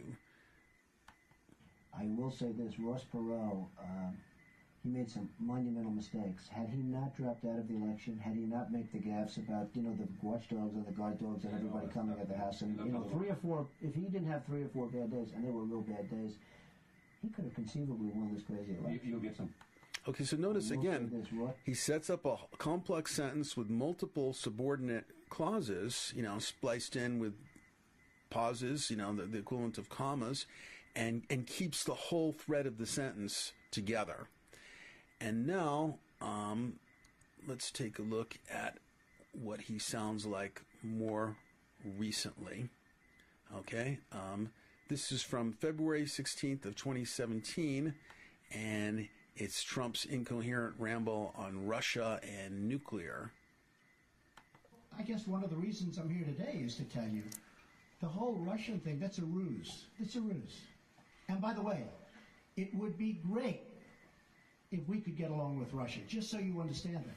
Now, tomorrow you'll say, Donald Trump wants to get along with Russia. This is terrible. It's not terrible. It's good. We had Hillary Clinton try and do a reset. We had Hillary Clinton give Russia 20% of the uranium in our country. You know what uranium is, right? It's a thing called nuclear weapons and other things. Like lots of things are done with uranium, including some bad... Okay, I just paused it there for a second because I wanted to point out this thing about things. This is a sign of somebody who's losing their ability to call up words when they start having to use these placeholder things to refer to multiple proper nouns. And he defines uranium as nuclear weapons and stuff. Let me go back and replay that so you can see what I'm talking about here. Nobody talks about that. I didn't do anything for Russia. I've done nothing for Russia. Hillary Clinton gave him 20% of our uranium. Hillary Clinton did a reset, remember, with the stupid plastic button that made us all look like a bunch of jerks? Here, take a look. He looked at her like, what the hell is she doing with that cheap plastic button? Hillary Clinton, that was a reset. Remember it said reset? Now, if I do that, I'm a bad guy. If we could get along with Russia, that's a positive thing. We have a very talented man, Rex Tillerson, who's going to be meeting with them shortly. And I told him, I said, I know politically it's probably not good for me. Hey, the greatest thing I could do is shoot that ship that's 30 miles offshore right out of the water. Everyone in this country is going to say, oh, it's so great. That's not great. That's not great. I would love to be able to get along with Russia. Okay, I guess I missed that one. The greatest thing I could do. Let me go back and find that. But, I mean, you can just see how completely incoherent. 20% of the uranium in our country. Now, tomorrow you'll say, Donald Trump wants to get along with Russia. This is terrible. It's not terrible. It's good. We had Hillary Clinton try and do a reset. We had Hillary Clinton give Russia 20% of the uranium in our country. You know what uranium is, right? It's a thing called nuclear weapons and other things. Like lots of things are done with uranium, including some... You know what uranium is, right? It's called nuclear weapons. It's like things, like other things, and so forth. Let's see. I mean, and there's some... You've heard the examples yourself if you watch television, which a lot of you may not. And in many cases, what he says is also like unbelievably self-incriminating. I mean, anybody... I mean, and Trump has been working with lawyers and employing lawyers for you know, his whole adult life, and yet he will say these things that are just a disaster for anybody with like the slightest sense of the legal context. Here's Trump explaining the firing of James Comey. When I did this now, I said, I probably, maybe will confuse people. Maybe I'll expand that, you know, I'll lengthen the time because it should be over with. It should, in my opinion, should have been over with a long time ago. Well, and that was an example of incoherence. Remember later in that interview, that's when he said that, like, he fired Comey because of Russia, you know, when they were trying to build this elaborate counter story that it was because of how he handled the Clinton investigation. And that's when he had, you know, the deputy attorney general write this report and all that kind of stuff. But he just gave that all away, and something that will no doubt come back to haunt him because it's such a perfect piece of evidence of his obstruction of justice. So that's just a couple of audio samples you won't find on the written article, but here is Trump's cognitive decline. And Trump shows clear signs of cognitive decline. There are many ways to view what's going on with the Trumpocalypse, but one that has a great deal of corroborating evidence is that Trump is suffering from a form of moderate cognitive impairment that is almost to be expected in a 71-year-old man with his extremely unhealthy lifestyle. Many people have observed the dramatic decline in his vocabulary, attention span, and ability to organize his thoughts when he speaks. If you compare Trump's sophisticated vocabulary and ability to speak in coherent sentences and paragraphs during interviews in the 80s to the low vocab, stream of consciousness rambles of today, it's obvious that there is a dramatic decline in his cognitive function. Whatever deal-making abilities Trump might once have possessed, the man we see today is chronically incapable of adhering to long-term strategies without sabotaging them with emotional outbursts and impulsive tweets that are so often disastrous to his agenda, legal position, etc. Many key neurological functions are inhibitory, and in early-stage dementia, people commonly lose their sense of diplomacy and both the judgment and the self-restraint to keep themselves from reacting with foolish words and other actions when they are emotionally agitated and feel a loss of control. An upcoming book favorable to Donald Trump by Corey Lewandowski and David N. Bossie, President Trump's former campaign manager and former deputy campaign manager, has some startling revelations about Trump's junk food habits. According to an article in Fox News, quote, the book further claims that Trump's preferred McDonald's order on the campaign trail was 2 Big Macs, 2 Filet-O-Fish, and a chocolate malted, a meal that contains 2,400 calories, assuming the malted refers to a small McDonald's chocolate shake. The New York Times reported a couple of days ago that Trump typically consumes a dozen cans of Diet Coke daily. As a CNN article on Trump's Diet Coke habit points out, even a 1-can-a-day diet soda habit increases your odds of dementia 3 times, 300%. Trump is marinating his brain with massive quantities of the known neurotoxin aspartame. Given his additional risk factors, the stress he lives with, his obesity, and complete lack of exercise, it would almost be surprising if he weren't suffering from cognitive decline at his age. Trump is our oldest president at time of inauguration. Number 2, Ronald Reagan showed clear signs of cognitive decline by his second term. A psychiatrist I heard interviewed believed that Trump has low-grade psychosis. People often think psychosis means massive hallucinations, etc., but actually it's on a spectrum and can involve milder forms of weakened reality testing.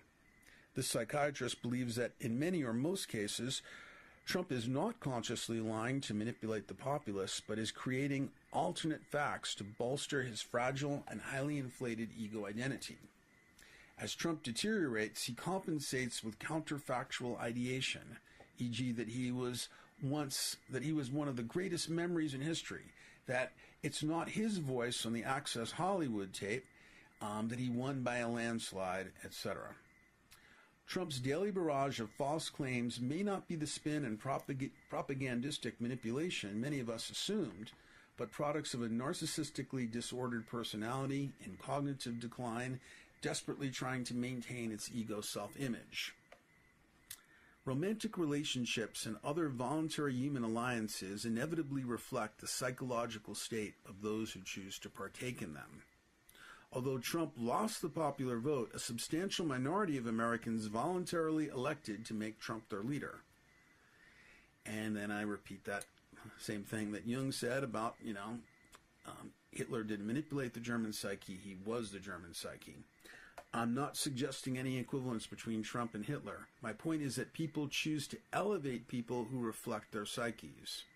Although there are top-down causative factors, like Russian operators manipulating social media, the Trumpocalypse is also a bottom-up phenomenon, a collective choosing the leader who best personifies their mass psychosis. Similarly, and mass psychoses are quite common. Similarly, a substantial demographic in Alabama chose Roy Moore to personify their shadow mass psychosis, etc.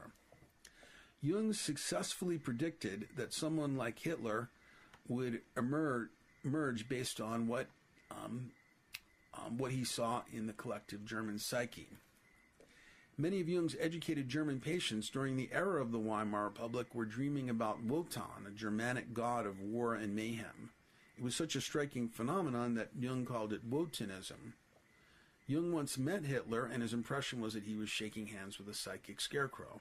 This seems strangely parallel to my impression of Trump as a visual self-caricature, a scarecrow with a sagging pumpkin head erupting with straw. Mass psychosis is a common phenomenon. Long before the Trumpocalypse, my favorite quotes here, history is a nightmare from which I'm trying to awaken. Trump is the personification of yet another mass psychosis. A substantial U.S. demographic is cognitively impaired, with or without neurological issues. Many Americans are poisoned by a diet of food-like substances and, McDonald's meals and aspartame-laced beverages and so forth. But they're also poisoned by factually deficient news-like substances. A substantial part of the population shares Trump's wounded and resentful narcissism, racial animus, and anger at all the groups demanding power that they assumed was their exclusive entitlement. Inside of Trump is a desperately overcompensating wounded child, and given how many people have wounded children inside of them, it's easy to see how a significant part of the population can identify with him. Trump's cognitive decline, loss of sophistication with thought and speech, uncontrolled rage, etc., only enhance his ability to channel their feelings and low-info worldview. Trump is the personification of a form of consciousness that inevitably deteriorates, as it is not geared toward growth and adaptation, but constriction and rigidification. Build the wall. Repression of the other, lock her up, and doubling down on old biases and failed strategies, like trickle down. It's a form of consciousness disastrously maladaptive to a world of accelerating change because its real agenda is trying to restore a wounded ego identity stressed out by change. Make America great again really means, I'm weak, help me to feel great again. And in my first article on Trump, published 2 years ago, I reported on the amazing Freudian slip Trump made during a Meet the Press interview with Chuck Todd, in which he said, you've heard this, of course, but I'll repeat it, I really have no opinion. I just know that I'm weak, that I'm winning by a lot. I really have no opinion, but I know that I'm winning by a lot. And you get that perseverating thing that it's called perseveration you get in people with low-grade dementia, where they repeat themselves a lot. It's like very characteristic of older folks. You will hear him catch himself a moment in which he is clearly startled when he realizes that he said weak, and then he overcompensates as usual with another of his written winner phrases, which he repeats a moment later.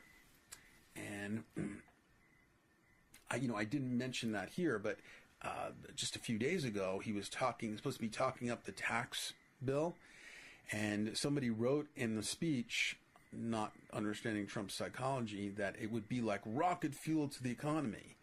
And so he just stops and goes like, it'll be like rocket fuel to the economy. And then he goes, rocket fuel, rocket man, little rocket man, what a sick puppy. So he just, there's like this pinball machine going off in his mind where his attention is just bouncing from one thing to another. I mean, and that's why we found out that they can't even tell him about Russian stuff because it'll get him too upset in intelligence briefings. So they just put it in the written material, the written briefing that they know he won't read. He will only listen to people and wants them to use a lot of visual graphics to keep his short attention span occupied. And that's why we learned from the New York Times recently that he watches 48 hours of television a day. The defeat of Roy Moore is the latest of a series of events which even Trump has to recognize as losses. Given that his whole ego identity is built on his being the winner, the counter-punching, trump card-holding victor, triumphing over a succession of adversaries, we can expect a further destabilizing of his personality as losses pile up. And in fact, in the recent Times article, he told staffers when he first took office that this is going to be like a reality show, and like every day will be a new episode in which he will be triumphing over a new enemy. My hope is that his physical decline will cause him to become more passive. The recent New York Times article on Trump's battle for self-preservation reported an encouraging sign of this possibility. Referring to Trump's relationship with his chief of staff, former General John Kelly, they wrote, despite chafing at the limits that John Kelly sets, in other words, as the adult in the daycare center, the president actually craves the approval of Mr. Kelly, people close to Mr. Trump said. And this is encouraging because Trump had an authoritarian father whose approval he craved and who sent him to military schools to discipline him.